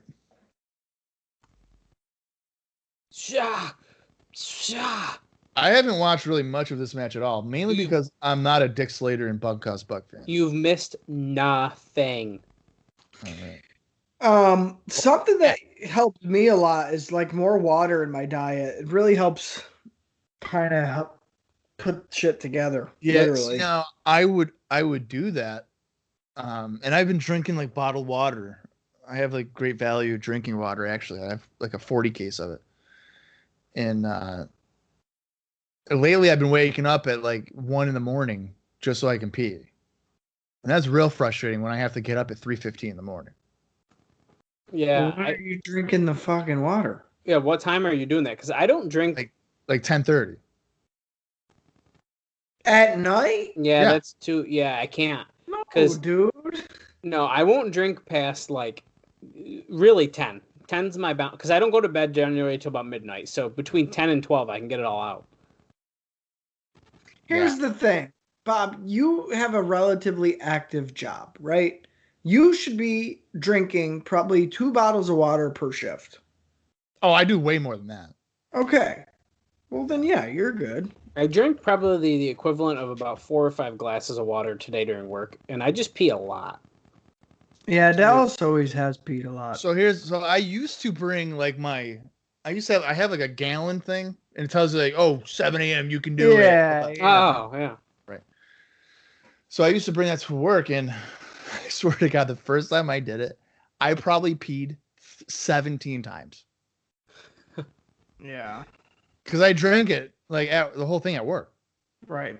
Right. And so I kept on, and I was like, dude, I went to my coworker that I was working with. I was like, dude, I'm sorry. And he's like, what? I was like, dude, I have to pee again. I've been drinking this fucking water. And I have to pee like every 10 minutes. It doesn't help that I'm always in a cooler because the cold, triggers your pee. Yeah. I don't know that to be fact or not. I just made that up. But it sounds good. Yeah, why not? speaking of things that aren't sounding good, this match is still continuing here. It's been mostly strikes with the heel team kind of working over Harlem Heat, which has just been lovely. The crowd is fucking silent as hell for this. Yeah, do you blame them? I think this is technically a heel versus heel team, heel versus heel tag team match. Harlem Heat are definitely not babyface. Yeah. Oh, yeah. That's true. That's true. We're at about an hour, 16 minutes, 10 seconds. Oh my God. Are you kidding me? We still have an hour and a half of this? Yeah. Oh my God. I just looked, but I didn't want to say it. Oh, Lord. Well, there's a pile driver by Slater for a 2 count. Great. Fantastic.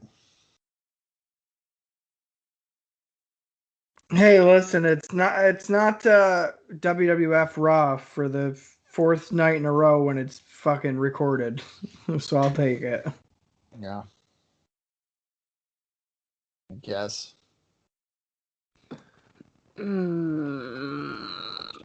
You know How's what your- I've had a hankering for lately?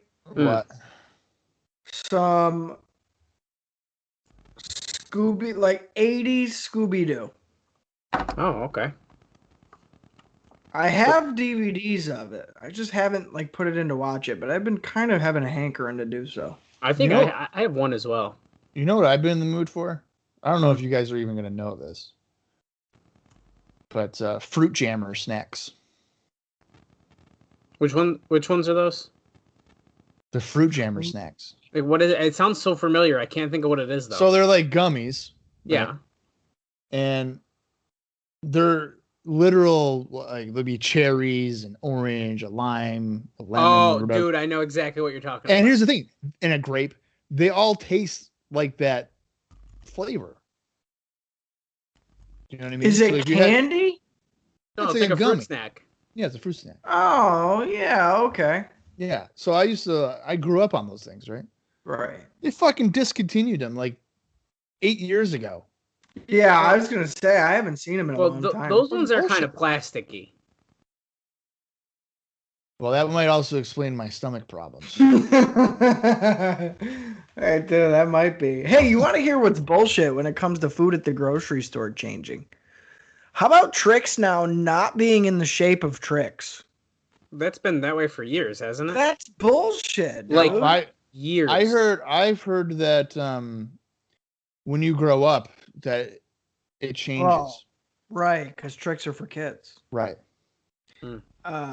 I figured it was just, capitalist greed saying, hey, it's a lot cheaper to just make them all one shape. Well, what that probably helps. Yeah. Yeah. Well, you want to know something I learned years ago, and it's really fucking creepy when you think about it. If you go down the cereal aisle and there's like, Tony the Tiger or whatever, if you look at his eyes, they're looking down. So it's eye level for children. I don't know if I knew that. And I was like, there's no fucking way that's true. And then I went into work and I looked at one. I was like, holy fuck. That's weird. The fucking Cocoa Puff guy's looking at me. Ooh, I'm going to If I have was- to look at If that I, next time if I was still a kid, they're That- looking down. I'm like, hey, look at me, buy me. And the kid's like, yeah, okay. That's super interesting.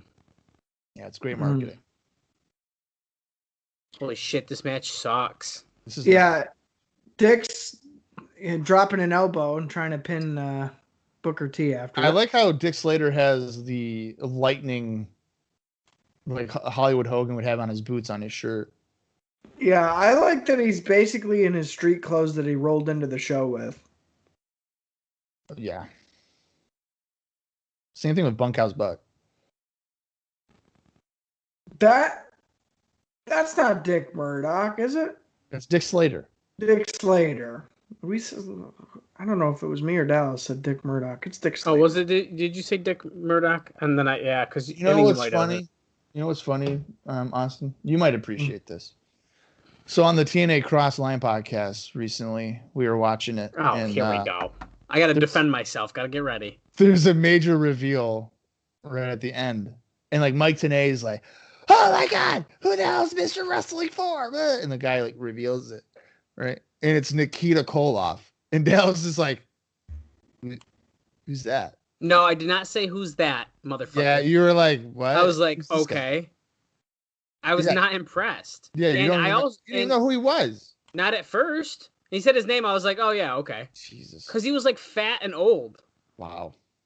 So then Bob, this motherfucker, grills me on Twitter. Hey, listen to this week's episode of I don't know. Nikita Koloff's got podcast. a pretty distinctive face. I didn't like make the connection. I guess I don't know. So Bob grills me. Well, When I listen, anything from that era, Dallas doesn't really like. So I guess I understand. Well, and it was not a good surprise. It was very disappointing. Well, yeah. What year is it when this happens? This was 2003. Okay, yeah, that sucks. Yeah, it was not a good surprise. As that Stevie Ray just kicked the shit out of Dick Slater's head, and Bunkhouse Buck just gets in the ring and continues to move on Booker T, which is a half Boston Crab. Well, As Slater the did referee. have a good Walls of Jericho on. Well, yeah, and he got his head just fucking kicked off. Yeah. Dallas is the type of guy that I would have liked if CM Punk was on the show, though. Well, we've seen him on TNA, so. Yeah, but you have a ridiculous obsession with him too. It's not an obsession. You know that picture of that creepy guy hugging Becky Lynch from behind? No, it's not me. Dallas would do that to CM Punk if he had the chance. Well, I did meet CM Punk, and I did not have that as the picture. Yeah, but if he would have allowed it, you would have done it. I'm sure he would have if I asked him. He was very nice. Yeah, right. What the fuck is he even doing these days? Anything? Nothing. No. I heard he might have COVID. He's been self isolating, but he's denied it. Well, I Steve feel is like- a I feel house like- of fire. I feel like he would have said it if he had it, though. I don't know. why You can are never- people embarrassed when they have COVID? Like, why do they not want to say it? You can never trust a guy that's straight edge, though. Let me tell you, Fuck's that supposed to mean? you can't trust a person that's straight edge Why? because you just can't. Okay. Any guy that or any person that doesn't do drugs or drinks alcohol or has caffeine, I don't trust them. Okay. It's kind of a weird take, but Yeah, I also don't like anybody that has X's on their bodies. I've been meaning to get tatted. I'm just too scared and I'm too much of a pussy. Dallas, don't you have an X on your body? no.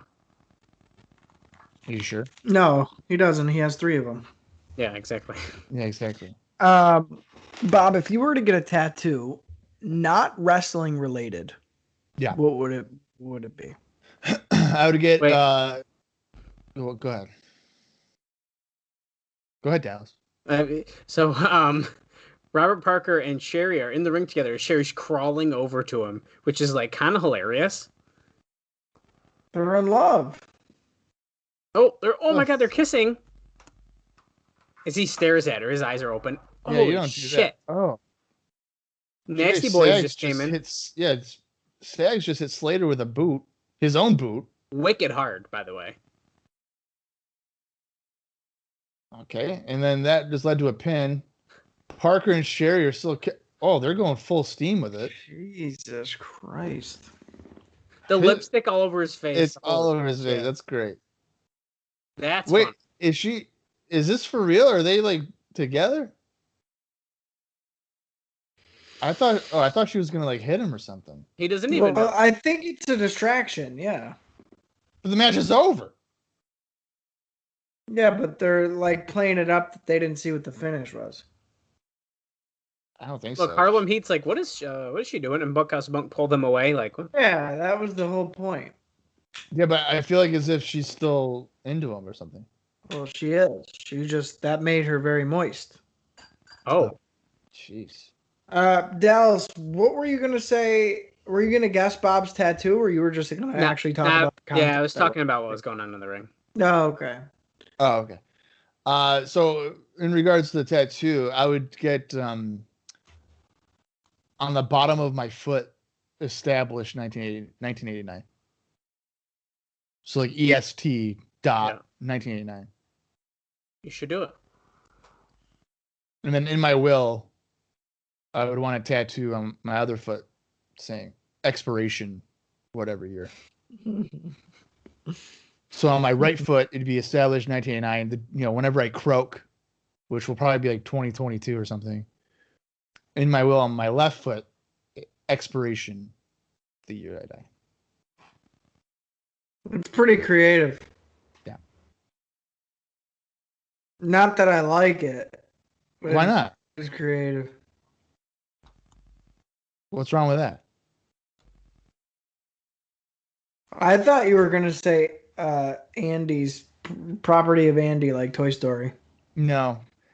If anything, I'd probably get barbed wire on my arm. Oh God. Because that was a cool thing in the 90s.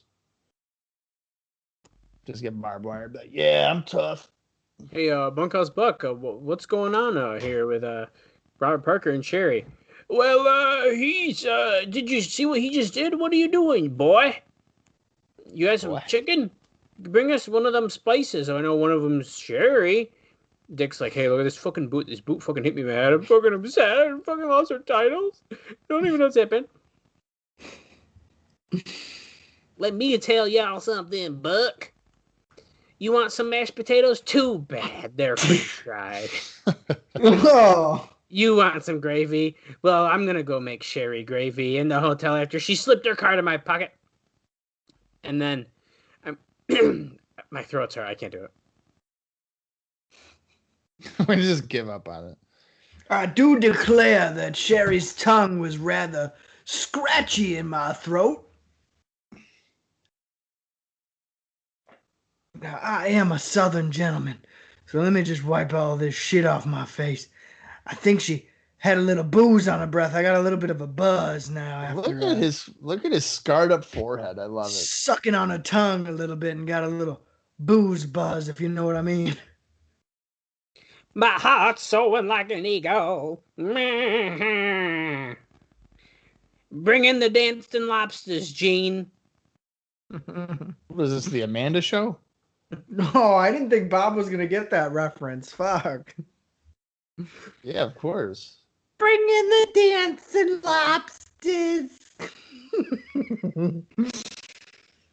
TV used to be so good, man. Now I could give a fuck what's on. Dude, I was watching MTV the other day, and it was 27 hours straight of ridiculousness. Fuck that show. That's fuck bad. ridiculous. Dude, Oh give my me God, dude. Room Raiders. Give me fucking Oh, Room Next. Raiders was good. give me all The that next, shit. the next is the best show. I loved it when they would come off the bus and immediately like next. And, they're just And like, then what? the person would get pissed off. Like, what? Are you kidding me? You look like a slut anyway. And then they turn around and go on the bus. yeah. I remember there was one time. So it was like 5 people, right? I think we're on the bus. Mm-hmm. Watch for it on video cassette. So there was like the fourth one was like a really good looking girl. And this fucking dude, they're having a good time, and he's just like, yeah, I'm really curious about the 5th. Like she might be even better. Right? And this girl, like out of a scale of 1 to 10, is probably like a 8. Right? And he's thinking, I think it might be a 10. And he goes next, right? And then the girl comes out, and she's probably about 350. She had to go sideways off of the bus to get through the door. And he just looks at her and he's like, next. And then they cut to like the separate interview thing. He's just like, yeah, I got greedy. I won't do that again. And he's like, can I get number 4 back? Can I like talk to her again? Because like I fucked up. And then they just like cut to the next competition or whatever. It was pretty funny. Dude, and the best part of those shows, they were so fake. Like, no shit. just so obviously bad, but just so good. Just garbage TV. Room Raiders, they definitely put shit in there. Like the guy would open up a drawer and be like, why are there 13 vibrators in here? This is crazy. And she's just like, oh my God. They gotta be Yeah. fine. Yeah. It's so nuts. Oh, here's Arn Anderson. Yeah, here we go. Speaking of 13 dildos, Yeah. Jesus. we're getting flashbacks here of Saturday night's debacle. Oh, that's right. You're not going to hurt my friend. Ooh, Arn was just looking for the camera there. Yeah, he sure was. Oh, boom, powerbomb. That's at the Clash of Champions, which happened before the show. We didn't even talk about it, but that's okay. Well, I think we. Well, no, did we not? No, there's an August Clash of Champions, but it's better off not talking about it because that show sucks. I feel like we mentioned it in some capacity, but what do I know? No, we talked about main event. No, not on this show. I feel like didn't we talk about that clash at some point or no? Oh, we mentioned it on Bash at the Beach, I think. That's what I think I'm thinking of. Yeah. An Arn Anderson Ric Flair feud is so bad.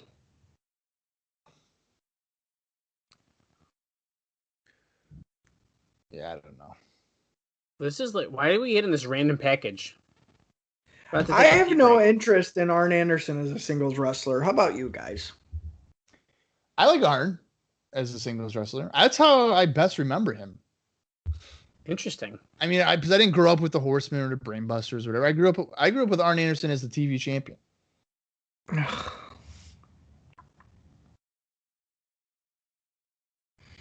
I ain't helping you, Rick.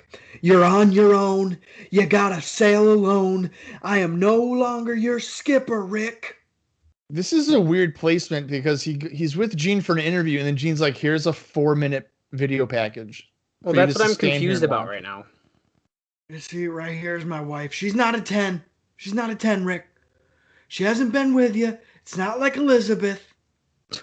What the hell you want out here, boy? Can't you hear me making sweet, sweet love to my little wife? She ain't a 10, Rick. What the fuck? How about this haircut for Ric Flair? He looks like the back of a duck's ass. He does, yeah. Isn't it weird that Arn Anderson can both be bald and have a full head of hair at the same time? Yeah, it is pretty interesting, huh? It's like somebody took the top of his head and turned the opacity like to 10 instead of 100. And it's still it's still there though. You can still see it, but it's like Ric Flair. How is he like flabby but also muscular at the same time? yes, exactly. Here's Arn Anderson cutting a promo. I believe he's saying that he's sick and tired of being the second man in a threesome with Ric Flair. And he didn't appreciate it when Flair would look at him in the eyes and gently let out a woo as he climaxed. Because everybody knows that when you have a threesome, you never make eye contact with the man. Listen, I've been to Paris, but I've done an Eiffel Tower.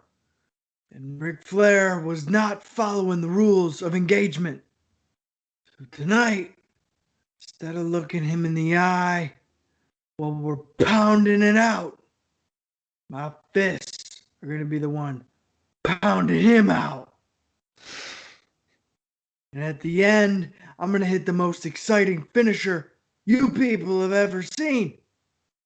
And it's 3 letters. D. DT. And when it's all said and done, my brother Ole or cousin, whatever I call him, is going to book me to the championship position. Forget Eric Bischoff. Don't matter. Ole's the man. He'll always be the man backstage. Okay, call the hotline if you want to put some money in my pocket. 1-900-909-9900. Why does it look like Gene's mustache is painted on? It doesn't look real. As it cuts away, it starts to like tilt off. And he's like, back to you, Tony and Bobby. He sticks it back on. Well, Gene, thank you so much. I'm going to just keep my hands together here. You know what? You're all a bunch of slapdicks. And just so you know, after this...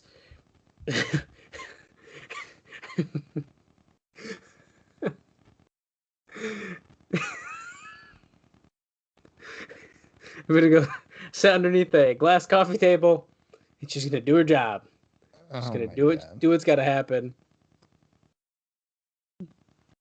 Well, Tony, it's all Hulk Hogan's fault. Hulkamania. He's evil. Did you see that they have a major announcement for Thursday? For Bischoff, right? Well, I think it's just for Conrad in general. Oh, it's for him in general? I did hear this today that there is, so yes. What did we hear?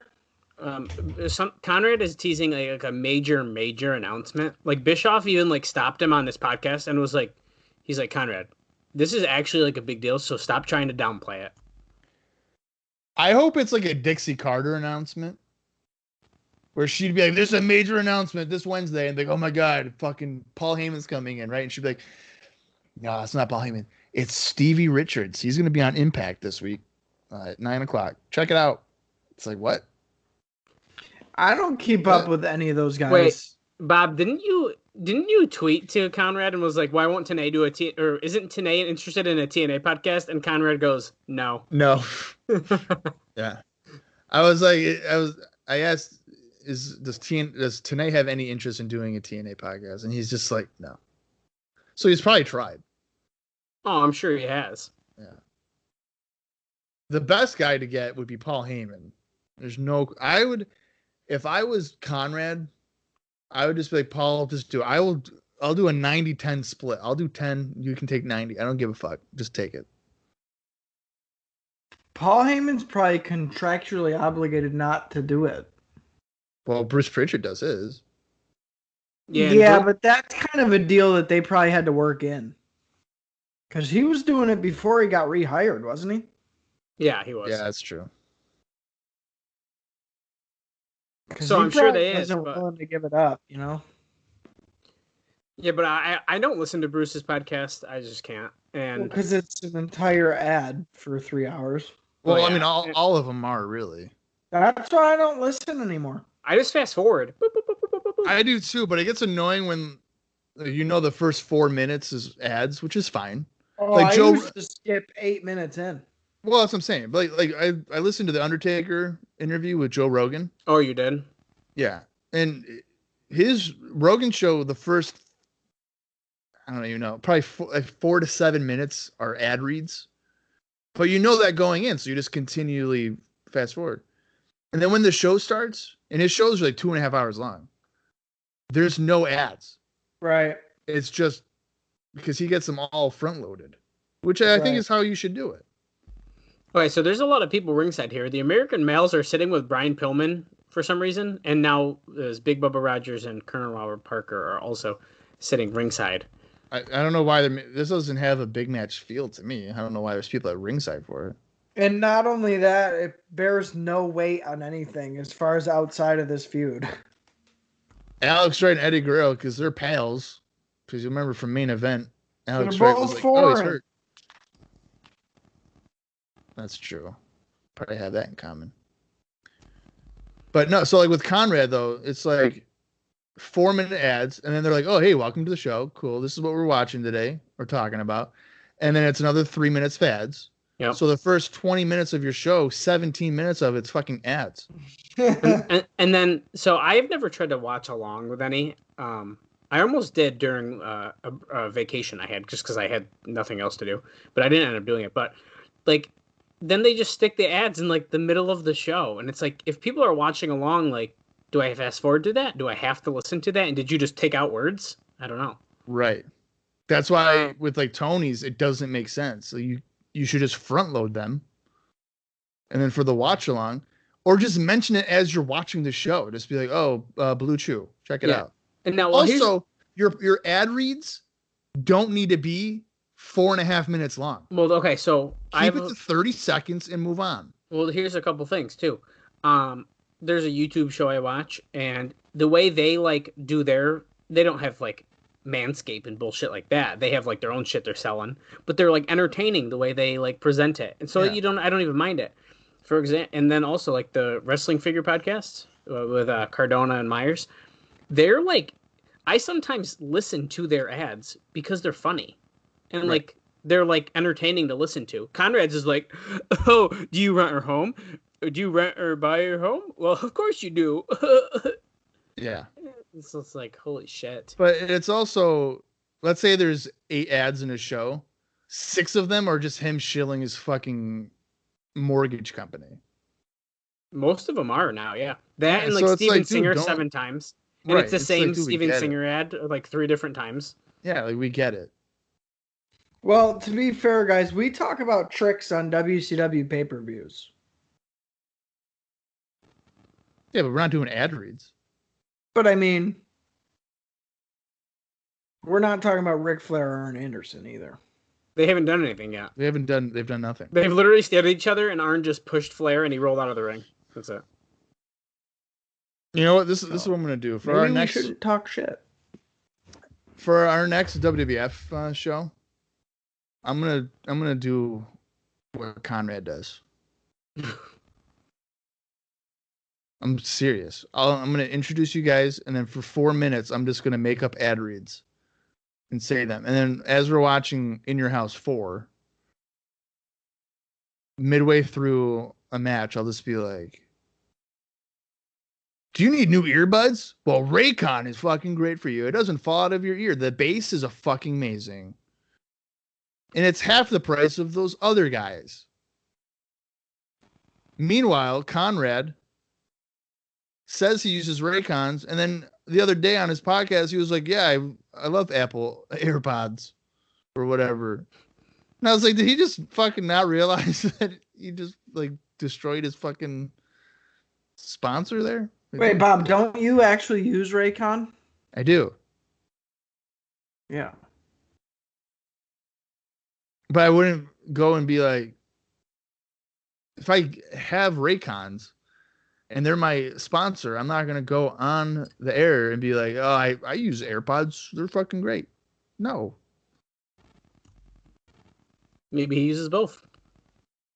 You shouldn't. Raycons are way better than fucking AirPods. I don't know. I like my AirPods, but No. I don't like earbuds. I never really did. They're very uncomfortable. I don't like that they hang out of your ear, so it looks like you have jizz hanging from your earlobe. mine aren't that bad. I don't know, man. Yours is pretty bad. Give me the headphones like I got on now, or I don't want it. If it's like little earbuds or nothing, most of the time I'm picking nothing. Well, with those headphones, all you need is a boombox on your shoulder, and you're set. Listen, I don't care how it looks. I'm going for comfort. I don't know. Do you guys play Call of Duty at all, or what? No, I'm not 14. Yeah. Wow. Because guess what? Fucked up, Dallas. That's when I did play it. Really? This is the same guy who fucking puts a hot cocoa bomb in a goddamn cup and then records it, and he's like, "Wow, look at this marshmallows." It was pretty good. Yeah, and you're not Oh my 14. God. To be fair, Fuck that both of you. To be fair, about that time, I actually didn't expect that marshmallow to pop out of it. And that's the truth. I legitimately did not know what was coming out of my hot chocolate bomb. That's funny. This match is slow as fuck, man. What the Yeah, hell? holy Oh, shit, gee, dude. you think? Because it's fucking Arn Anderson. Ugh, my God. Well, good thing, guys. We have 1 hour left, almost exactly. Are you kidding? We're at 1 hour 44 and 11 seconds, 12, 13. Oh my God! It's this match in fucking War Games. Well, here's the thing, and don't forget, Arn Anderson is very comparable to like an IRS. No. They no pretty way. much have the same moveset. No way. Mm-mm. Okay. IRS is fucking horrible. No way. No. Yeah, I don't know if I'd really. Are you shitting me? This is what I'll. Listen, I see what you're getting at, but They got the same moves. They're No, both the second fiddle to the main. This is what heel. I'm gonna do. I'm gonna make a comparison that only us three will know. Everybody else will be like, I don't even know who those people are. okay. IRS is like Dewey. And then Arn Anderson is like Max Bauer. Okay? Max Bauer is way better than fucking Dewey. I had to just think about who the other guy, Max Bauer. I'm I going to forgot tell you about what him. right now. I would take Dewey over him. What? At least he's entertaining. All right, how about this? IRS is like that EMT guy, okay? Oh, and Arn Anderson is like Johnny Law. Oh, Johnny Law is awesome. Yeah, he is. Yeah, Johnny I Law fucking is the love Johnny shit. Law.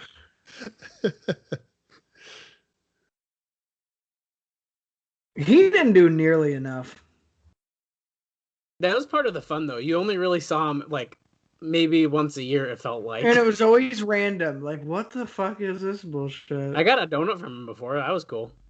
Yeah, you also got Joey Ryan's lollipop in your mouth. I don't want to even talk about that anymore. Yeah, good stuff. You were so proud of that too. Well, that day, then I Yeah. found out. Now I'm not. I was never a Joey Ryan guy. I liked his dick flipping thing one time, and then I saw it 38,000 more times, and I was like, well, that's stupid. No, I don't know. I never got it. The look is like he's had a good look. The sunglasses, the mustache. Like I get that, but I was never a Joey. Hammerlock. Hammerlock scoop slam by Arn. That's a good way to separate your shoulder. This is going at a snail's pace. Jesus Christ. Joey Ryan, though, I liked when he was like you were saying, the sleazeball one. Well, Yeah. ironically, that ended up mirroring his life. I Yeah. guess. Allegedly. I don't want to get fucking sued. Allegedly. That's what was going on. I don't know. I don't know how if you allegedly sexually assault someone, how you then proceed to sue them for it. That's weird. I'm not a lawyer, but I don't know how that works. Yeah, I don't know. Switching topics quickly. That's I fine. saw that you had a nice little gemstone of an idea for your booking there, Bob. No, I Yeah. thought about that today. Yeah, well, because the last couple of days I've been getting back into it. Now I want to point out on WrestleFigs, I have up until June of '95 posted, and then on Wrestling Recaps, I'm like way behind. I don't have nearly as much posted. That's just out of pure laziness to copy and paste it and bring it over there. But I was thinking, because I have like a Hunter Hearst Helmsley Randy Savage feud going on, where so I don't even know if you guys will know this. So for the feud, I've come up with some silly shit. Okay, like Tony the Clown almost murdering Bob Holly at a race car track, stuff like that. But so my feud with Randy Savage and Hunter Hearst Helmsley started off. There was a video package of Randy Savage with the Make-A-Wish kid. This isn't gonna be good. Hunter Hearst Helmsley attacks Randy Savage in front of the Make-A-Wish kid, and he's pretty much like, "That's the last thing you'll see, kid," because it's a Make-A-Wish kid. Oh, God. Whoa. Wow. What year is this? 95? Oh my Yeah. God. So I've written Savage is off of television, probably until. Well, I have Helmsley in the King of the Ring, so he'll probably come back at King of the Ring. Then they'll have a match at SummerSlam. So, but I was thinking at some point here to have Helmsley with Miss Elizabeth, Yeah. and they would have these vignettes like in bed, and Helmsley smoking a cigar, and like he makes some kind of comment about isn't Helmsley the man or something, and then like Elizabeth would be like, "Oh yeah," or something like that. Something stupid. So at SummerSlam, it'd be Helmsley and Savage like in a grudge match with Elizabeth in his corner and shit like that. So, Jesus Christ. what Well, you think I that's? like- Do you think it's a bit much to be like, that's the last thing you're gonna see, kid? Is your hero getting pedigreed on concrete? That's your style. That's like you like to push the envelope a little bit. I sure do. I also have something going on with Shawn Michaels and Goldust. Goldust hasn't debuted yet, but on over the loudspeakers, whenever Shawn Michaels is wrestling, there's this heard, and Shawn Michaels is like, "What the fuck is that?" And that's a slow build to eventually Goldust and Shawn Michaels wrestling. So he's basically jacking off over the house mic. Right. So I'm trying to think of many things that would just be creepy enough with Goldust to eventually do to Shawn Michaels. So I think you should shoot him backstage, and it's like all night Sean's looking for his gear. And then like the last shot of the night, Goldust is in the back wearing Sean's gear. no. So this is what I just thought. And like smelling the trunks. That would be good. That's actually not a bad idea. I might do that. But I was also thinking if I were to put I'd have to put a belt on Shawn Michaels. So I would want him to go around like, where's my Intercontinental Championship or whatever, world title? This could even happen in '96 if I wanted to. Anyway, he's looking for it. And then he goes into the locker room, and then Goldust is doing his Playgirl pose with the belt around his waist. Hey, Sean. That'd be hilarious. He's got to be looking at the same magazine, though, when Sean comes in. Yeah. That'd be funny. Or like Shawn Michaels is in the ring, and he's like, I can't find my world title. And then on the jumbo screen, it's fucking Goldust. Be like, he's like starting his hand on his knee, and then it's like going over the world title, and he's like, "Hey, Sean, I found something. Come and get it." No, he's wording this. I'm just a sexy boy. Hey, Sean, I want to be your boy toy. Yeah. Then plot twist: Shawn Michaels turns gay, and they have a tag team. Ooh, yeah. The Golden Heartbreakers. Oh. I was thinking the boy toys, but Oh, boy toys. There you go. That's even better. That's great. And then I can have like Diesel come in like, what the fuck, Sean? I thought I was your boy toy. Sean, who's gonna hold the towel for me now? Yeah, it would be a love triangle. It'd be great. But yeah, that's what I've been doing in my spare time is just doing creative rebookings of WWF 95. Good. I started in 93, folks. I'm committed to it. Right. when do you stop? I don't plan on stopping. I'll just continue to do it whenever. I'll tell you what, we're not very committed to this match here, guys. Well, This is bad. It's not really connecting to me.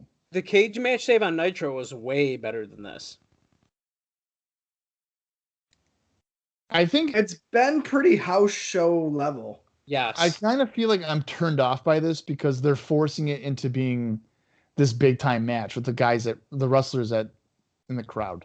Like everybody's like, it's like must see or whatever. Yeah, like, oh my God, we've been wanting to see this match for 20 years. It's like, I don't think so. Right. You started this feud in like August of 95. It's been a month. Like, what are you talking about? Yeah. I don't know. Like I said, I'm just not an Arn Anderson singles match guy.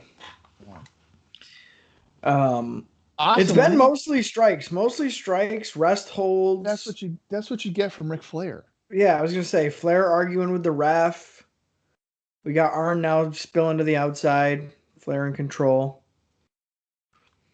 Yeah, pretty basic stuff here. So to go back to the rebooking stuff, I thought that we should have done like our own rebooking thing where Austin, you would do ECW, Dallas could do WCW, and I would do like WWF, and we'd be like, who has the better show? What, on the website? Or a podcast version, whichever. Hmm. Backdrop by Arn on the floor here. Yeah, that would be cool. I liked booking ECW. When I get into it, I get into it. I still like my angle where Rick Rude and Sandman were like together, and Sandman turned all corporate because he thought he was going to get a contract with WCW through Rick Rude, and Rude screwed him. That's good. I had Sandman coming out and like Rude taking the cigarettes away and like, no, you can't do this. You're going to get signed. You're going to get signed. Right. It's like coming out with suits and like be it all proper. And it's like, nah, I'm taking the title to WCW and you're fucked. Yeah. That is a good story.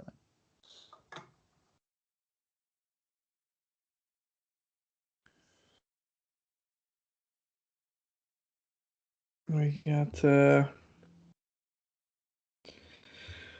more stalling here. Yeah, Flair just did like a suplex on the floor. Now they're back in the ring. He delivers a right hand. Arn Anderson's knee pad is down to his shin. Both of them. Yeah. Well, and a delayed vertical by the Nature Boy. Let's see. Yes. They're both down. Technically, Arn's on top of him, so you should get the pin here. That's a good point. Yeah. Yeah, Yeah. the pain and the agony of the match, it's literally been like nothing. Yeah. Dallas, you should do a rebooking of TNA. You guys were going to. Actually, yeah, but didn't we start it at some point, Bob? Yeah, we did it for like 2 weeks, and then Dallas just stopped giving me ideas, so I didn't do it anymore. I don't believe that that's what happened, but okay. Yeah, it is. I don't believe that. That's exactly what happened. Bob How and I skeletoned out an entire 2001 WCW. We did.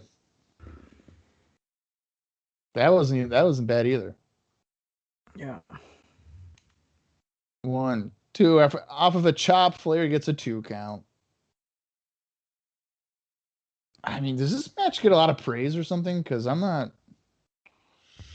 It's getting a lot of time. I'll tell you that.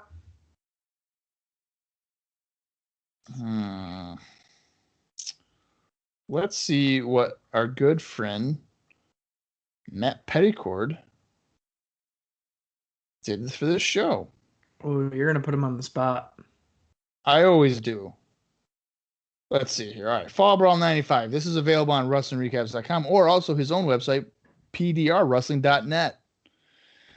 All right, so we're at the second to last match here. So for Johnny B. Bad against Brian Pillman, Petticord gave that 4 stars. I don't know if I'd give it 4 stars, but that was I don't know about that. Pittman and Cobra got a 1/4 star. Yeah. Renegade DDP got a star. Mm-mm. The tag title match got 3/4 of a star. This match here gets 4 stars. No. No, oh my God, no. This is a 2.5 at best. At this rate, I think It depends. I mean, if I'm basing this, if I rate a star, I'm not good at star ratings. That's why I don't do it. I don't say, oh yeah, this is a match. If I'm basing a 5-star match out of like, holy shit, losing my mind, I enjoyed it the most, and like 1 is like boring as fuck. This is fucking 1. I'm bored out of my mind right now. See, I try to rate based in context. You know, context of the time, of time. well, you have to. Show, you know, stars, as in people involved. I try to keep it within that sort of mindset. Now, if you're comparing this on the same star rating as a Kenny Omega fucking Okada match at Wrestle Kingdom, you know, there's no comparison. You can't really do that. Yeah. Yeah, I don't know. That's why I just don't. I stay away from saying star stuff because, like, I just what's my scale? What's it based on? Right. Too much thought. I just give everything like 2 stars and call it a day. Bob likes to throw the duds out there. Yeah, he does. I have thrown a fair share of them. Yeah. I don't give 5 stars a lot, but my stuff is based off of just pure entertainment, not like, you know, that German suplex wasn't performed great or whatever. Well, it's more or less me for like when I'll do it. How likely am I to recommend this match? 2 stars worth of a recommendation, or like 4.5. Hey, you should probably watch this if you're a fan of these 2 guys. Yeah. For example, the Super J Cup 1994. I don't care if you don't know anybody on that, which you would, but that is a show you should fucking watch. I mean, I just don't have 6.5 hours to spare. It's fucking not 6.5 hours. Sorry, 5. Anytime that a show is 2 DVDs long, skipping. It's 2 different nights. I'm skipping it. Says Bob, who, by the way, we watched Wrestle Kingdom with Bob. That literally took all day before. I mean, we you guys took a came break. over you guys came over at 11 and it wasn't over till like 7:30. Like what? Well, we took a break and got pizza in between, but yeah. Yeah. Inside Cradle almost gets it there. Wish he did. There is a good crowd energy for this, but I don't know. Yeah, probably driven by the wrestlers at ringside. I don't know why it's just not connecting with me. It's It's probably because I'm not a big Flair fan. What has he done in this match? Chop, punch, Nothing. vertical suplex, and then the figure four. That's all he does. Well, and then he's fighting Arn Anderson. Yeah. What year do you think Flair peaked as far as being able to do the same shit over and over again and get away with it? Brian Pillman's on the apron. Oh, He just decked Ric Flair. And then Flair decked Pillman. Pillman just kicked him from behind. Arn Anderson got up. DDT in the middle. 1, 2, 3. Arn Anderson just won with help from Brian Pillman. Wow. wait, that was the best part of the match. Wow. I like how Pillman kicked him with the point of his boot. Yeah. Literally on the side of the head, too. He might have cut him open on that. I don't know. In terms of Flair peaking, I mean, it's definitely in the 80s. Yes. I'd probably say 89. That's what I was going to say. Yeah. I mean, don't get me wrong. He's got great matches. You know, like I like his stuff with Funk.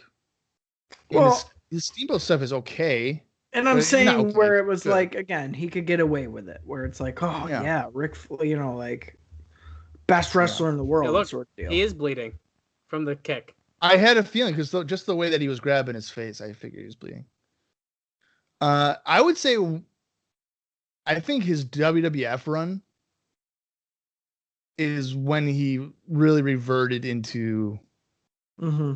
the basic of, strikes and shit like that. Well, that's all he needed to do there. Yeah, but I think I also translated back into WCW. I don't think he was the same worker No. when he came back. No. And I think Hogan coming in certainly didn't help him Right. in that regard. Well, yeah, because then it didn't matter. Yeah. I mean, what is Hogan going to do with him anyway? That's all he can do to Hogan is punch him and chop him. He ain't going to. Yeah, right. He's not going to really sell Amazing. anything else. Yeah. Yeah.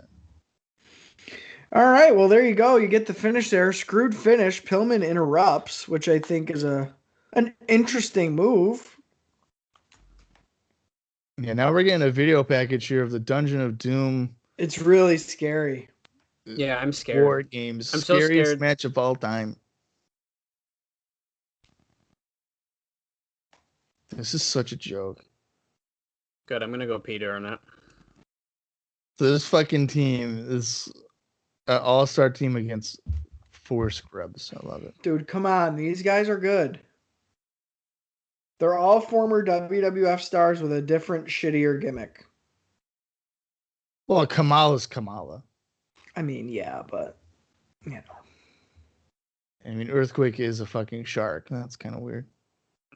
And then Zodiac is just like, What even is he supposed to be? he's just like a mummy, I think. I don't know. I don't get it. I think they're just like, hey, let's paint his fucking face. Yeah. This is a really bad main event coming up here. We're at 2:04:15, so we got about 40 minutes left.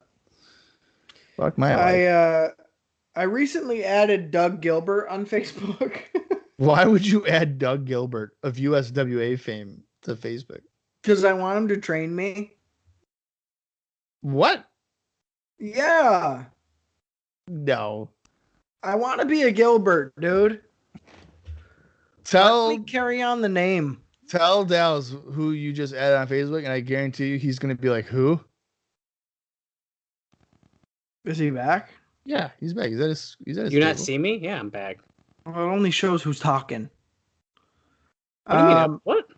Oh, he was Guess the- who I added on Facebook, dude? I don't fucking know, dude. Well, you will never guess it, so I'll tell you. Doug Gilbert. I know who Doug Gilbert is. No, you don't. Yeah, I do. Who's Doug Gilbert? It's Doug Gilbert. Yeah, see, you go fuck yourself. Now we're seeing a video package here of the Giant in a monster truck running over Hulk Hogan's hog. No, he runs over my hog, dude. You guys don't get it because you don't watch the figure fed thing, but that's okay. I get it because he says on the podcast. Okay, whatever. It's I my had a favorite. Hulk It's my Hogan favorite toy. one. I had a Hulk Hogan toy that came with a motorcycle, Yeah, that's the one. and he had like a really bendy Jesus body. It Christ. was stupid. Another video package for this? Well, that's Or is why. this- Like, What is this for? Halloween Havoc or the War Games? well, that's the thing is like, this was this might be Halloween Havoc.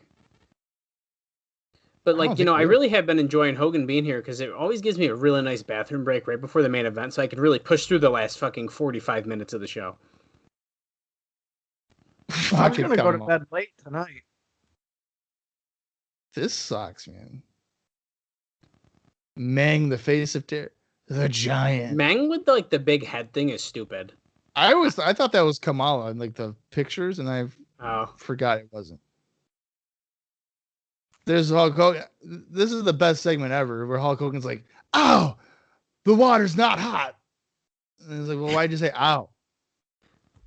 okay.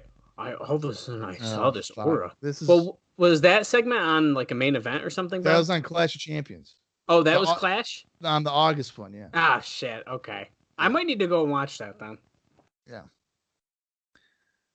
But I also like how they're showing like a video package of Hogan saying like, "Oh, the Giant reminded me of Andre," which I know that the Giant has hated that angle. Well, yeah, they tried to like promote him as Andre's son for a little while, didn't they? Yeah, they did. Yeah. Now Vader was originally supposed to be in this match, but he's AWOL because he got decked by Paul Orndorff. Now Lex Luger's in there. Can you trust Lex Luger? That's a question that we'll ask about Lex Luger for the next 4 years in WCW. Look at that ridiculous elbow. Love it. Power slam. All right. 2 fucking hype videos for this goddamn. Here we go. Oh, yeah. Yeah, Luger, total package, stinger. Luger's Hey, face paint looks so stupid. Hogan, you want to tell us what you're thinking?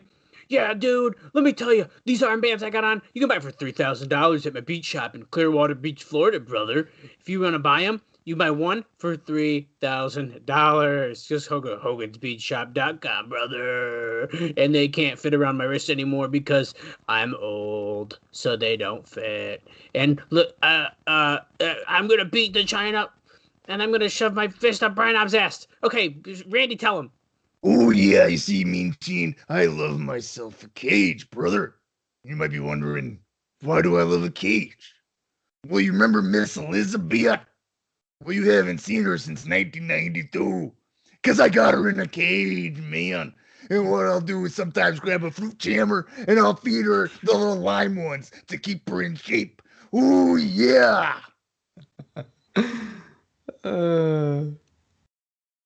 Sting's a horrible promo. I don't want to talk anymore. I don't want to get out of here. Luger's like, well, I've been in a cage for the last 2 years in WWF. Yeah. But the fact remains, in a couple of years, I'm letting Liz out of that cage and I'm bringing her to the white powder promised land, baby. You son of a bitch. Oh, no. I'm gonna give you the claw, brother. Look at these fingers.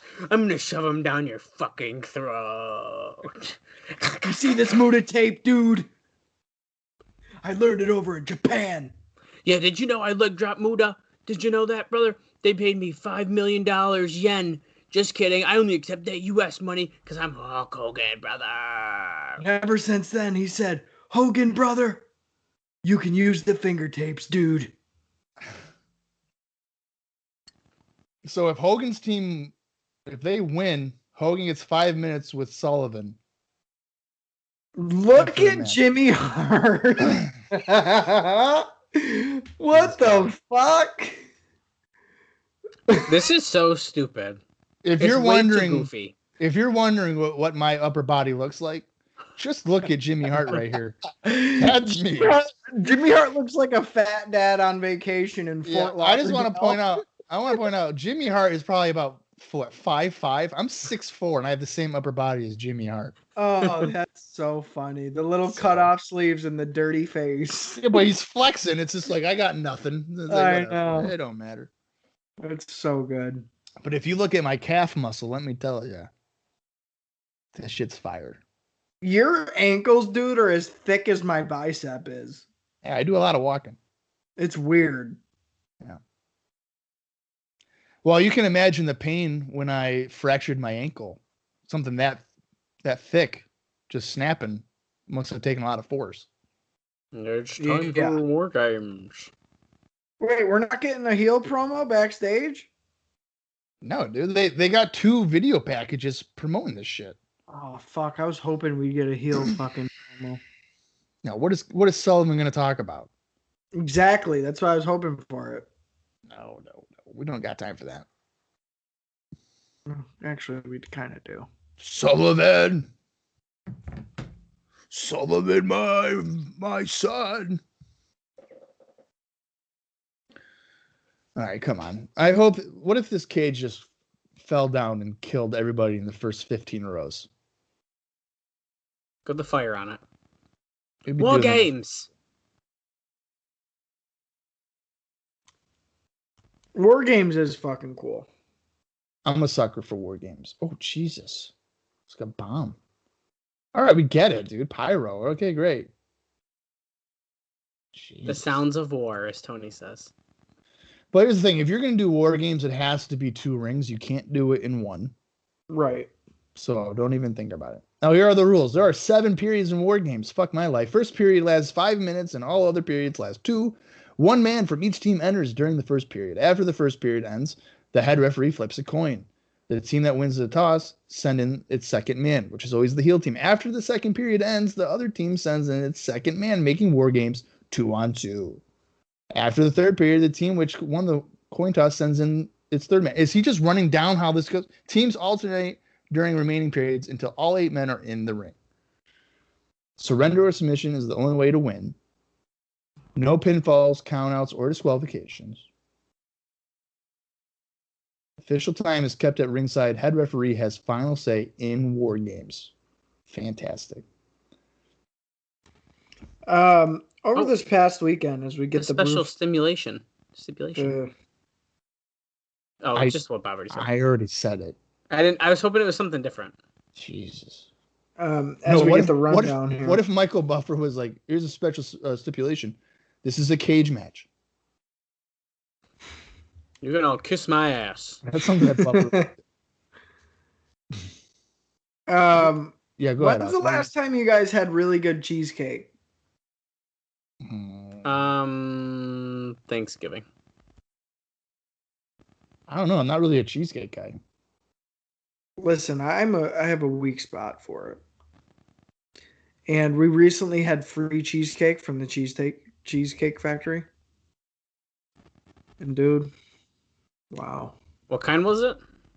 It was like free. They were doing a promotion. Oh, free. I thought you said I thought- fruity. I was like, That's what do you what mean? I thought you said was No. free, It too. was like a free promotion where they gave you like a free slice or whatever. Yeah.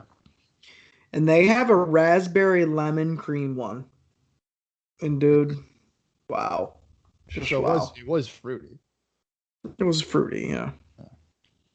However, it was about 1,300 calories, so you had to split it up over the course of the weekend. That's all it was? Oh, yeah. I definitely expected it to be more than that. Oh, so that kind of reminds me. I have bad news. Okay. Okay. Is so you it know- the hair that's on Zodiac right now? Yeah, it's No. bad. No, not quite. So back to my salad conversation. I have to cancel stuff out. So at work, you know those like okay. So you know what, like let's say Wegmans, right? You know those like mini donuts? Donut Yeah. holes. Yeah, Right. yeah. Well, at work, I grabbed the donut hole like container for $2.98, and I eat the entire thing on my break. Oh, my God. Yeah, yep, it's the salad that fucked you up.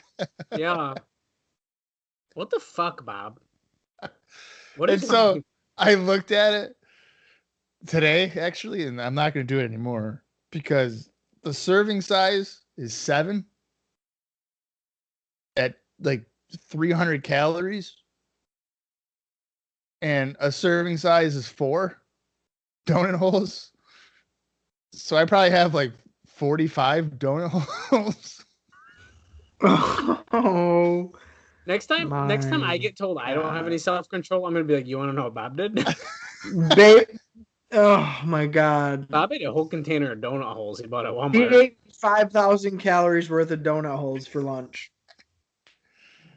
Yeah. That's ridiculous. Yeah, it's good shit. And you blame taking a shit on the salad leaves, you piece of shit. Yeah, That, dude, I ate salad and I just shit like a It's lot. it's a slow build, my friend. that poor salad getting He's blamed for waited almost 3 hours to be like, actually, I ate about 45 donut holes. Oh my God. Like the glazed ones? No, they're like the powered blueberry ones. Oh, okay. Weird choice, but okay. Well, blueberries tend to give people the shits anyway. Right. Do they? Well, I figured those were healthier than like the powdered white and cinnamon and No, plain. none of them None are. of them, No, yeah, it's a donut. None of them are No, healthy. listen. But it's blueberry.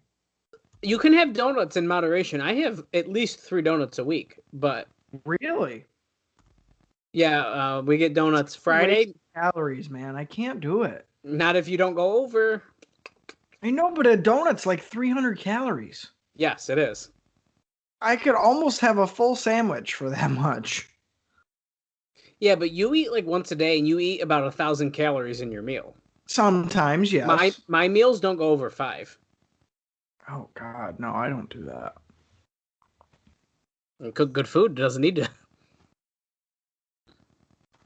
See, I like to live my life not looking at calories. Yeah, we can tell.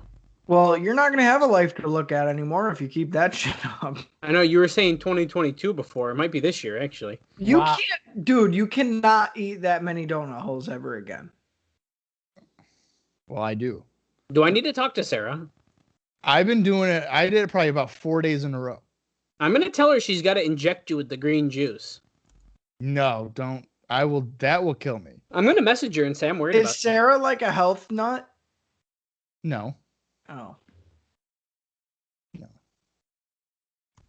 Are your bad habits running off on her? Is she eating whole She's- donuts at a time? She's not eating an entire thing of donut holes. No. Okay. Oh, that's good. Does she look at me with disappointment? Yes. Dude, that's so bad. Oh my God. It's all right. I'm changing my ways, dude. How are you not sick? Didn't you like feel sick after? No. Wow. That's impressive. I got to No. admit. All I do is I close my eyes and I let out a deep breath and I power through. It's just, I feel like with donut holes specifically, they're so like rich and sweet. After a certain point, they probably don't even taste good anymore. No, they taste good. Mm. Yeah. I don't know. Are donut holes really that much different than a regular donut? I think I'm moving around so much, especially at work. I'm lifting things up all the time. Like I'm never just standing still. Okay, well, that's fair. So But I here's the definitely thing. work it off. Well, here's the thing. In order to work off 5,000 calories, Bob, you'd probably have to work 24 hours straight. Yeah. Like work out, like on a treadmill. Right. I don't think you're doing that. It's not 5,000 calories. It's like 2,100. I can't have that in my day, or I'll go over my calorie count. Most people can't. I want to look like Shark. You're on the way. Yeah, dude, He's you starting can't He's starting this match off against Sting. See, what we need to start instead of, you also need to like let's just say like, hey, let's cook one pizza. Let's only have a half of it. We'll Yeah, just okay. start. Just start with Okay. half. Right. You're a lunatic if you think I'm going to do that. Oh God. Bob. I was watching football yesterday. In case people are wondering, what am I referencing? I was watching the AFC and NFC championship games. As Sting fucking slammed Shark like no. Oh, okay, he sold it back. I had a Hawaiian pizza DiGiorno, the whole thing in the day. So Well, believe it or not, and this is actually true because I've experienced it. pizza's not bad for you. It's a vegetable. The better, like, so if you go 2 weeks with like sticking to a certain amount of food, your stomach literally shrinks to that. So, like, for example, over the weekend I had Mexican food and it was a lot of fucking food. I didn't eat the rest of the day because I was so full. To whereas before, dude, I'd just be like, okay, well, what are we eating for dinner? So, like, the more you change it and the less you eat, the more your stomach becomes accustomed to eating that way. Like before we got on, instead of just doing handfuls of chips, I did the serving size of chips and I was like, wow, I'm fucking full. And that's like 13 chips. I feel like I'm getting fat shamed. I'm just trying to I'm help just you. saying. Like, it's an actual thing. I'm getting fat shamed. You know what? The next time that Dallas posts, I got more Krispy Kreme donuts, I'm going to be like, fuck you, asshole. Because there's no way you're not eating all 12 of those donuts in 48 hours. Generally, when I get crispy, it's a cheat time. Yeah, exactly. And I do. I'm telling you, that's why I can't do donuts. There's so much calories, and you can't just have one. You want two. Sting was just making but you out don't with need to Shark. have two. Crispies are different. They're not 300 calories. I don't know, man. I just can't do it. I just stay away because I know what's gonna happen. What in the What fuck? the fuck?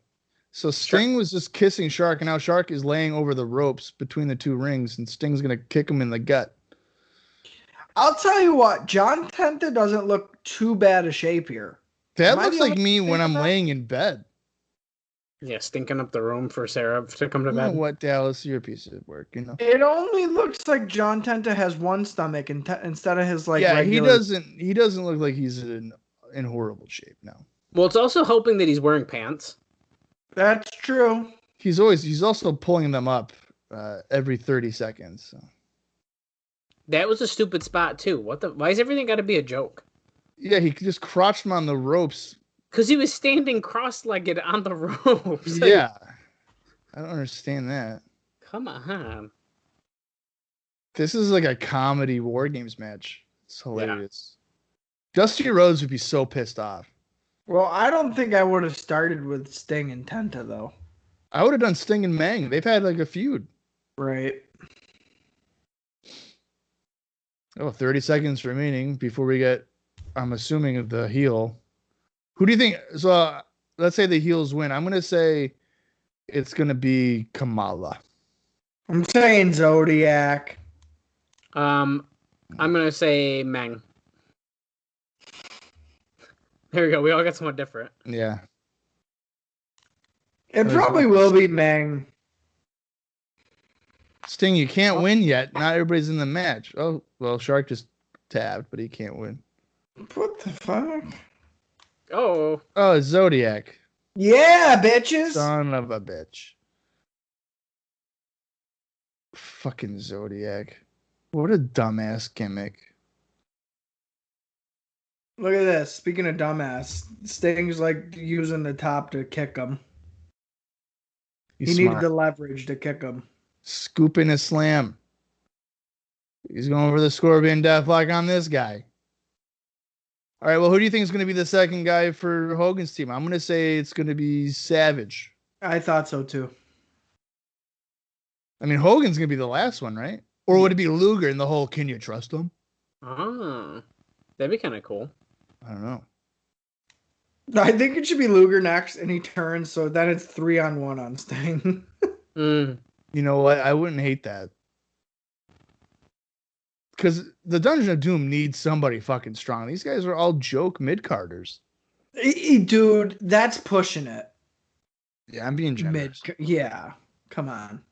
You got the booty man in there. The only mid-card guy, realistically, is probably Mang. Yeah. And that's pushing it. Right. Like back in June, yeah, for sure. But I don't know by September. Right. What the fuck? Sullivan and Meng are like climbing the cage. Kamala's like, I ain't climbing. Fuck you. I forgot about Kamala. Oh yeah, so it looks like Savage will be next. I figured. For this time here. Yeah, what is our time check? For the show, we're at 2 hours, 25 minutes, and 55 seconds. There's not been a countdown yet, though, for when Savage comes in. This segment feels like it's been going on for about 25 minutes. I know. I think they're Oh, the clock 2 minute is period. messed So up here. yeah, there is no time shown here. Savage he just runs in here. Pushed his way in, yeah. He's going for a suplex on Shark, but he's not about to take that. Yeah, Savage is a fucking lunatic. Elizabeth! What are they doing to Sting? They're holding his arm underneath the cage. That's fine. How does that hurt him? I understand. Oh, Zodiac choking Savage with his wrist tape or something. This is, Elizabeth! Miss Elizabeth! I like that Zodiac has had about 5 names already.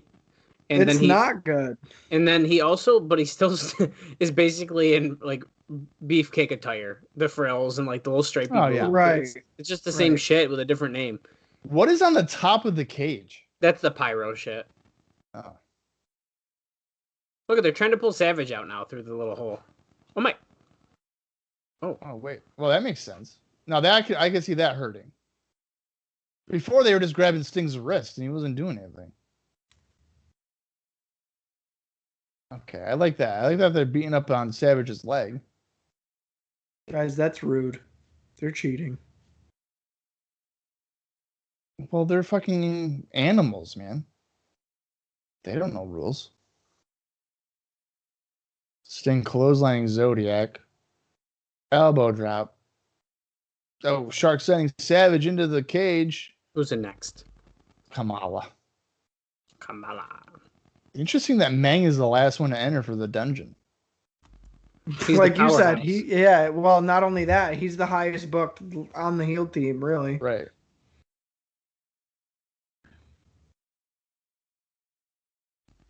Now, is it going to be Hogan? Will Hogan not coming last? No, you're probably right. It'll probably be fucking what's it called? It'll probably be Luger To come in next or to be last? to be last. I'd be really surprised if Hogan isn't the last one in. I would be shocked. Really, I you don't- think? I don't remember. Hogan's gonna want that final pop, like, oh, he's here to Yeah, save his no, buddies. I know. Exactly. But from a storyline perspective, I think Luger being the last one would make the most sense because you could be like, Heenan could be like, are you sure? Could you trust him? I think the biggest turn of the match is going to be when Kamala's legs turn face, so he can't walk anymore. That's real not right. Hey, you guys are fat shaming me here. Dallas, how many cookies are you eating here tonight? Well, do you want to know how many I'm eating now or how many I've eaten tonight? How about tonight? Oh, this is my third. Yeah. Cookies? Yeah, there you go. They're vegan. What kind of cookies? Oh my God. Found them at Wegmans. I don't know what they're called. Dallas, you're the type of guy that probably recycles, aren't you? Oh, yeah. Not only does he recycle, he was in the Ecos Club in high school. Do you with recycle 4 other people. Do you recycle whites and colors or no? What? Do you recycle whites and colors? What is the flavor of cookie that you're eating? Okay, what are these? Oatmeal something? Ooh. Oatmeal cranberry? Yeah, they're real good. Yeah, here comes Oatmeal is Luger. like an unsung hero. I know. I don't know. Dallas, do you recycle between your whites and colors or no? I don't know what that means. You separate them? Yeah, you separate them. In the recycling bin? Mm-hmm. You have 2 different bins. No? That's what you're supposed to be doing. What? Yeah. So like if you have like your clear or white, you put it here, and then if you have like red, blue, whatever, you put them in the other one. It's not laundry. I know it's recycling, but that's how it's preferred to do that. That's not what our landlord gave us on the paper. Oh well, it's like a federal thing. Yeah, macho man. Man, I could go for more of that. Can I have your cookie? Your other one? No? He's hitting his head on the top. Can't even get to the top rope in here. Man, cookies sound good. Sorry. Or DiGiorno pizza with some donut holes sounds really good right about now. I keep eating rice I don't cakes know. too. Every time I have frozen pizza, no matter what brand it is, every time I have frozen pizza, I'm fucking disappointed. You want to know what I did last Thursday? You might not be cooking it right then, man. I've had some pretty good ones. You want to know what I did last Thursday? What? Ate 3 pizzas by yourself? No, but it is food related. I had 16 pancakes. Or excuse me, waffles. That's more than a whole box. No, it's a box of 24. Bob, what are you doing? What? I do 4 at a time. That's how much my toaster can take. He pushes the toaster and his fucking belt line at the limit, buddy. 16 waffles. Yeah. It's like You know, he's a competitive eater. No, not even. You would have thought he's like a fucking bodybuilder. Wait, we're Savage and Luger were just going at each other because I think Luger accidentally hit Savage or something. I wasn't paying attention. No, it's for Elizabeth. What a fucking sell by Luger on Meng's kick. Whoa! That's funny. Luger always just comes off as the biggest idiot. Well, yeah, he is. It's great. I love it. Oh, wow. 16 waffles. What was I watching? I was watching something. It might have been like Saturday Night 96 stuff. But they were talking about Lex Luger being a football player for the Green Bay Packers. Yeah, but he didn't play. Right. But he was like, oh, it was an honor to be on the Packers and all this stuff. I'm like, he didn't even fucking play it down. Like, what is going on? People don't know that, man. But WCW just ignored it. He's on the practice squad. He's one of us. Like, no. I still think Meng and Stang should be a tag team. How do we feel about Meng's face paint? I don't know if I like that. Yeah, I don't like it. Kind of looks like a star. It is a star. Oh. I don't like it. Oh, Savant kick by Meng. I don't know what shark. Yeah, Luger's getting his ass beat right now. Oh, he's beating up Savage. Come on, Hulkster. We need your help. Save us. All War Games is like, I'm going to punch you in this corner and then throw you to the other corner and then punch you in this corner. Well, everybody's hoping that they're looking at somebody else and not them. Like the fans are watching a different interaction and not them. They're like praying that that's what the hell? Hulk Hogan throwing cocaine at the Dungeon of Doom here. Why is he cheating? It's War Games, dude. No rules. He's like, let me grab some more. Yeah. Savage is probably like, that's my fucking supply, brother. You owe me my cocaine. Oh, Jesus. Anytime doing Savage voice just kills my throat. Oh, God. Going after Zodiac. Starcade 94 it's rematch. The booty man. I love how fucking Zodiac can't even bounce off the ropes like gracefully. Kamal's never smelled anything like this before. I'm sure he smelled cocaine before. Oh, yeah, for sure. I'll never get, other than the fact of him being Hogan's boy, how fucking Ed Leslie was like employed. Well, that's why. For 30 years. Are you trying to tell me that he didn't earn his spot? Correct. Wow. I don't know if I can agree with that. Clothesline by Hogan on Shark in the corner. Zodiac kind of like hilariously slow ran across the ring to double edge Luger. Now Savage choking. Let me tell you something, brother. In a couple short years, you're going to grow a beard and everybody will forget about the Zodiac, dude. You know, it did take me a while to realize that the disciple was, in fact, Bruce Bar Beefcake. It's insane, yeah. It's pretty weird. That one's pretty good because I didn't know that for a while either, and I still look at him and it's like, are we sure? Yeah. Disciple's the coolest look he ever had. Oh, 100%. Because he changed. It was like something different. If that was a legitimate beard, he grew that out pretty quick. And it always looked perfect. Yeah, I don't think it was like a legitimate beard. There's no way it could be that big. I don't know. Within like a year and a half. There's just no way. No. People can grow pretty quick. I don't know. Zodiac head first into the cage. Luger just patted Hogan on the chest, and Hogan thought he was about to deck him. He's like, what the hell? Wow, that's funny. Is Sullivan not in this match? No. Correct. And that's why it's like the stipulation, Hogan will get to fight him or whatever? Yeah. Sullivan's the mouthpiece. Right.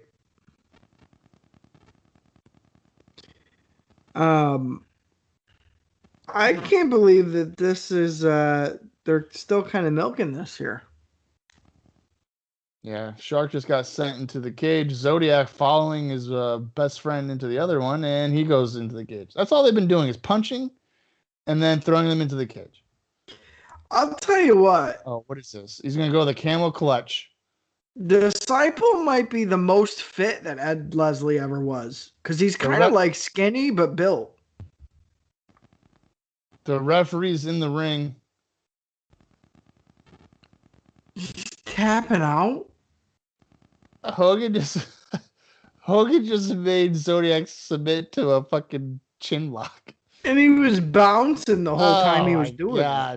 I mean, I know Scott Steiner had the Steiner recliner, and that's like kind of ridiculous. But that was horrible. There was no pressure being applied at all. It was so bad. Kevin Sullivan's trying to like run away, but Doug Dillinger's actually doing his job for once and stopping him. No, you gotta go back there, little buddy. There's one security guy. He's like, what am I doing? Hi, I kind of look like Razor Ramon. I was gonna make a joke. I was gonna say it was Cody, but no, that's Barry Horowitz. Oh, there's another guy. Hi, it's me, it's me, Repo Man. Get the fuck back in there. Sullivan's like, I don't wanna go there. I don't want to fight Hulk Hogan. I'm afraid. Oh, the ref's grabbing him by the scruff of his neck here, saying, get your ass in the ring. Oh, Sting got him. Mang wants to kick Sting, but he misses him. that was funny.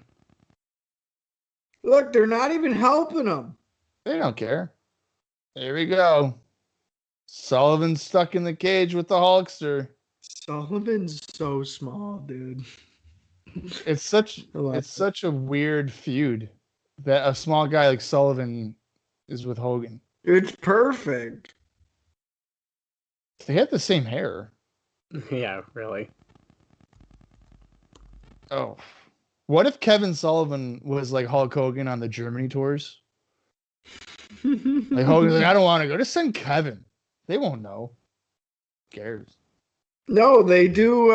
They use fucking Dave Sullivan. Dave Sullivan, I know, but you could have done like the Doink gimmick. You know, on one tour it's Kevin and the other tour it's Dave. You know, that way Hulk doesn't have to go anywhere. That's true. That is true. Kevin is now trying to climb the top of the cage, and he just got knocked off. Come on, Hulk, get him back in the cage. I like how Hogan's wearing the little yellow tights underneath the army pants. Yeah. Yeah, I noticed that too. And the fans who were just touching Hogan, I think, were trying to get some of his paint on their hands because they kept staring at their hands after they touched him. Oh, probably, yeah. Oh, this is what they've been waiting for, man. They want to see Hogan pulverize this guy. I think it's funny that Hulk put paint on his bald spot. Oh, I didn't even realize that. At the That is top funny. of his head. That's pretty funny. Yeah, you have to. Clothesline. He's You got gonna a go for the camel. light drop or what? No. Oh, yeah, he's untaping the fist. He's going to take his pants off, and he's going to snort the cocaine on the mat. He's fucking ready. He got it from Savage. Oh, big boot. Here comes the giant. Oh my God, Schmizzy himself with his hair. It does look like Schmizzy's hair. Now, why is he in his ring gear? Does he just hang I out? like backstage? that. What the hell? He just lifted up the referee and put him down. Now he's entering the cage, jumps over the top rope. Look at the agility. Oh, giant. He's got Hogan. Hogan is like, what's going on? He's turning around. Right in the nerve hold. He breaks free. Punch. And he's like, wait a minute. You're not Kamala. Yeah, Oh, Giant's got him by the neck. Is he going to choke slam him? No. Hogan's like, I'm not bumping tonight. he's like, I'll just strangle you. Drops to his knees. He's got his neck. He's going to twist it right off. Here we go. Right about now. Hogan's dead.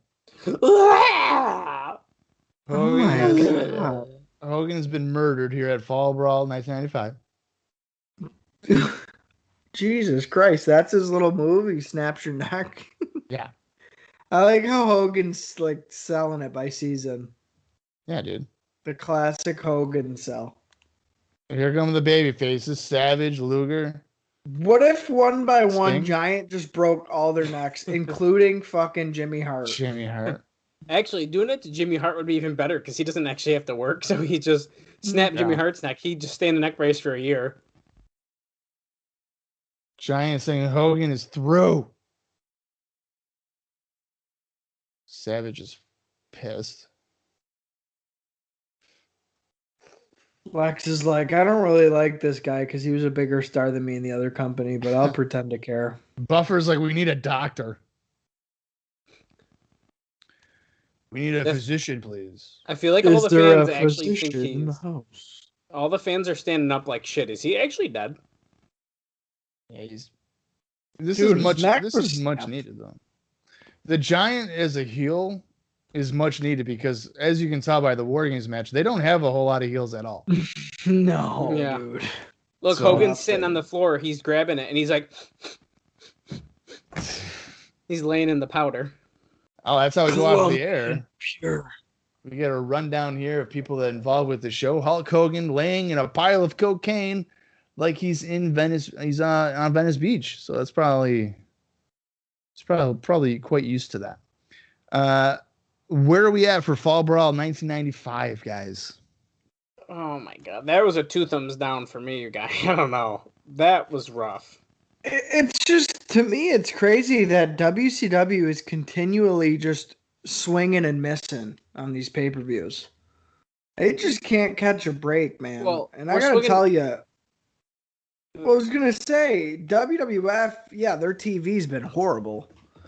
But at least sometimes we get a gem or two on pay-per-view. It's like the last couple pay-per-views we've watched for WCW. It's been like no gems. Yeah. Well, yeah, like the WCW ones almost feel like they're getting worse and worse. I know. And listen, maybe it's because like Fall Brawl, you have the War Games, so you can't really have your title match because you got your champion and whatever, you know. So like then it takes away like a marquee match, even though what the fuck would it have even been anyways? But this pay per view just had like a lot of filler. Yeah. And like a lot of matches where it's just poorly timed. It's like a poorly timed show. Well, yeah. So you have Pillman and Johnny B. Bad going a half hour, probably unnecessary. With no build. Right. Flair and Anderson go about 23 minutes. Right. Your main event has 4 of your top baby faces involved, so you're already limiting your card there. All right. There's not really the depth for the roster quite at this point. I think from here, in terms of the Monday Night Wars, because obviously it's the first pay-per-view for WCW in the Monday Night War era.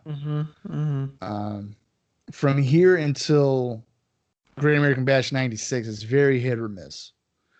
But I would say from Great American Bash 96 really until probably mid 99, WCW pay-per-views tend to have, really good stuff going on for the most part. Mm-hmm. Right. But I know for a fact that for 96, like Uncensored is going to be fucking brutal. Slamboree is going to be fucking horrendous. I'm not looking forward to those at all. That's going to make Fall Brawl look like a fucking masterpiece. Awesome. Yeah. And then you have, I haven't seen Halloween Havoc is the next pay-per-view. And that's a show that I've maybe seen once complete in my life. I hate that show. I was gonna say, isn't Halloween Havoc 95 like infamously bad? Like it's a very That's how I've always taken it. But for some reason, people are like, "Oh, it's not that bad. Pretty good stuff." Like I don't know what the fuck they're talking about.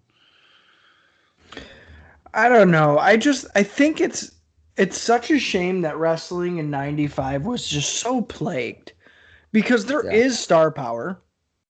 It's just spread really thin between the two companies. It's like if they could all coexist, all under one roof, all like being booked ideally in their own situations, which mind you could never actually happen. But if somehow you could do that, 95 could have been an awesome year for pro wrestling.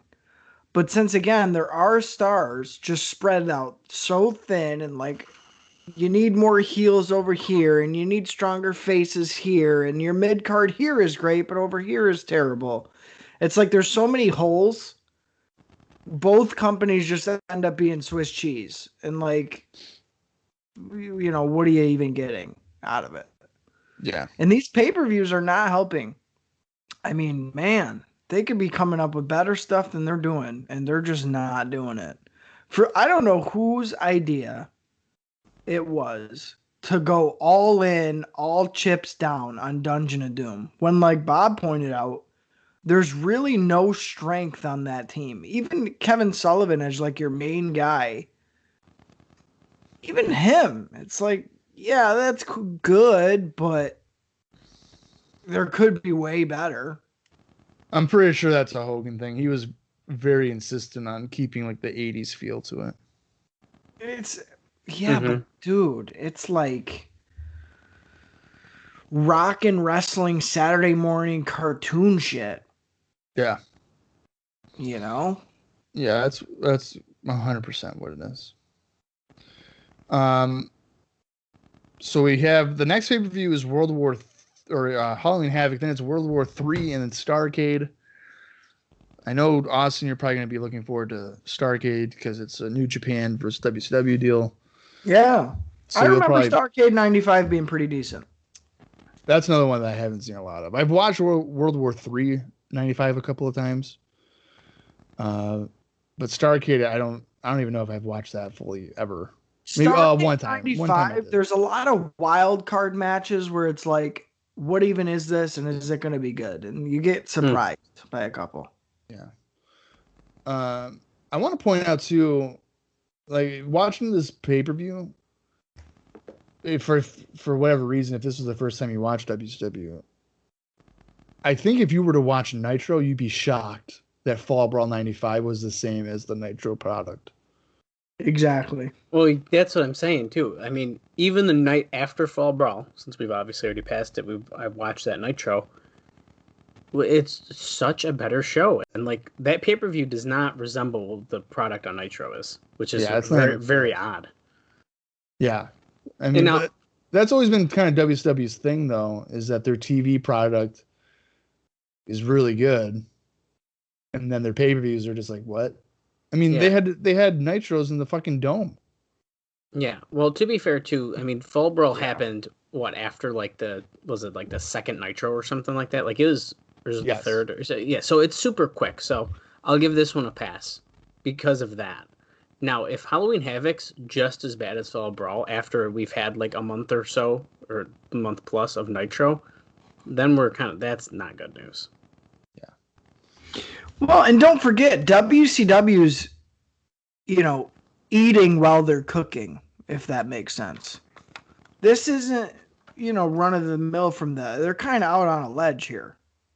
To whereas at least WWF kind of knows the fucking drill by now. So you do have to give them some sort of credit, like they're flying by the seat of their freaking pants and just trying to make shit work. And how do you speed up a product that went from virtually no TV time to fucking prime time, head to head? Not a lot of that many established homegrown guys. And now you have to build storylines and pay-per-views and, gate money and all this different shit. It's like I give them credit where credit's due. Yeah. Yeah. But at the same time, you could also see that as an advantage. It should feel like a more fresh, more here and now, more live living product.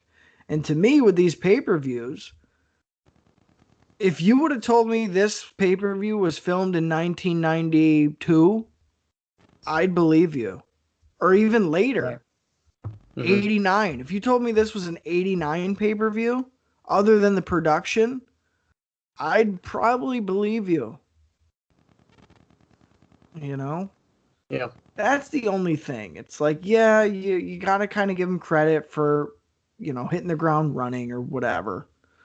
But at the same time, it should feel drastically different, I think, than it does. I think bringing Hogan in, yeah, it's great, but at the same time, it's kind of shooting yourself in the foot because look at what he's kind of bringing to the table. Do we really want to go that route? I think they learned pretty quickly that they don't, because look at in 1994 WWF and even late 93, bringing Hogan in turned the clocks back.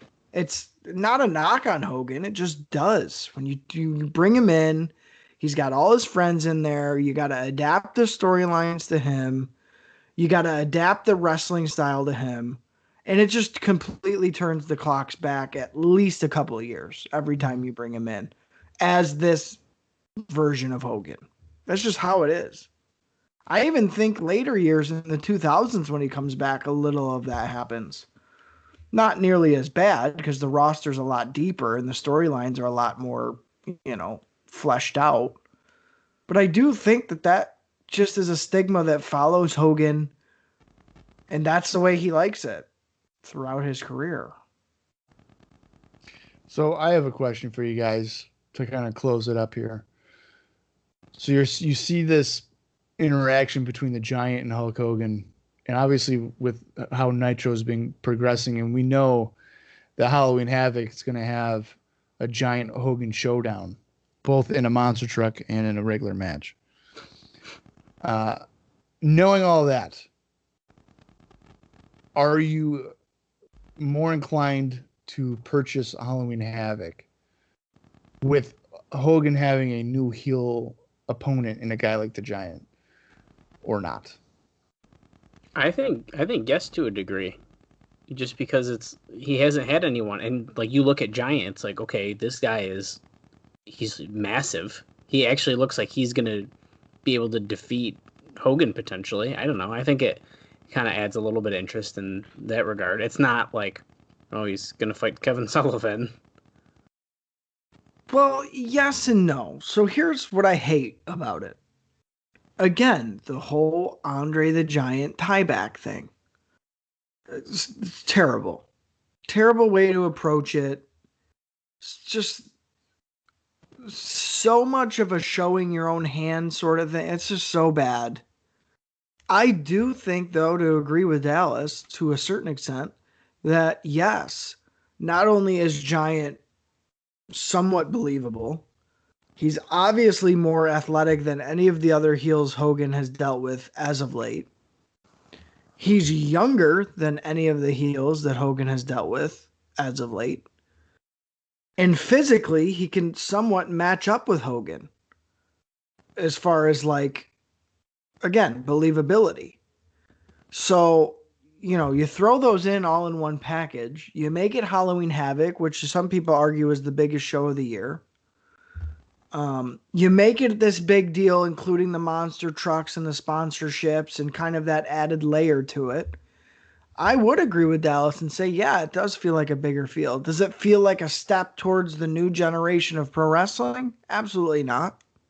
You know, it's still at the end of the day a very much a Hogan quote unquote storyline.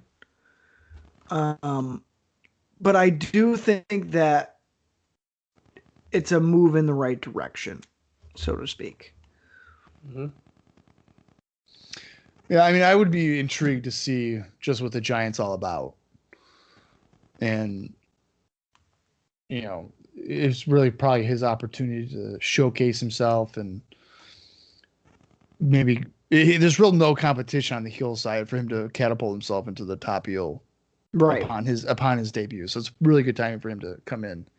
But I think, you know, if I were to put myself in 1995, I'd be like, oh, I got to see what this guy's about. So I might be inclined to fork over a Halloween Havoc, because I know I would say Halloween Havoc tends to be in past years, you know, an enjoyable show. Historically, it's my favorite pay-per-view WCW does. I'm going to say that flat out. The theming, as well as the matches throughout history featured on Halloween Havoc, keep it as pretty much my favorite pay-per-view that they do. Yeah, I agree with that. So that's why I would probably be more inclined to give that a shot compared to Fall Brawl. Like, if I was seeing Fall Brawl as an advertise, I probably wouldn't waste my time with it. No.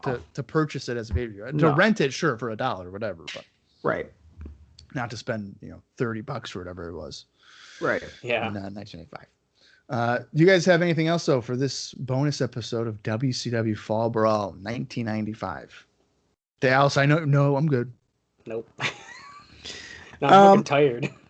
Well, and I only wanted to add, hopefully people don't mind that on these bonus episodes, you know, we definitely go out into the weeds quite a bit, if not for the majority of the show. But it's the bonus episode. You tune in to hear jokes and laughing and to escape for a couple of hours. The WWF shows are where we're more analytical and stuff like that. These are shows are just where we shoot the shit and kind of talk about it. Well, and I think once these shows get better, it'll change a little bit. Right now, I mean, these are so bad, there's nothing to talk about. Yeah. And that's, you know, I think that's a good point to be made too. You know, if you're watching along, hopefully we're helping you get through the pay-per-view, not making it feel like it's even longer. So just to kind of wrap it up here, we appreciate you listening. Share us around. Be like Roberto and share our posts on Facebook. Like us on Twitter. Do all the good stuff.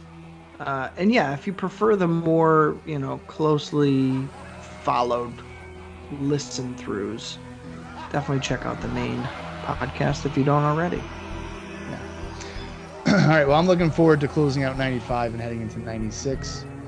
I think both WCW and WWF get better.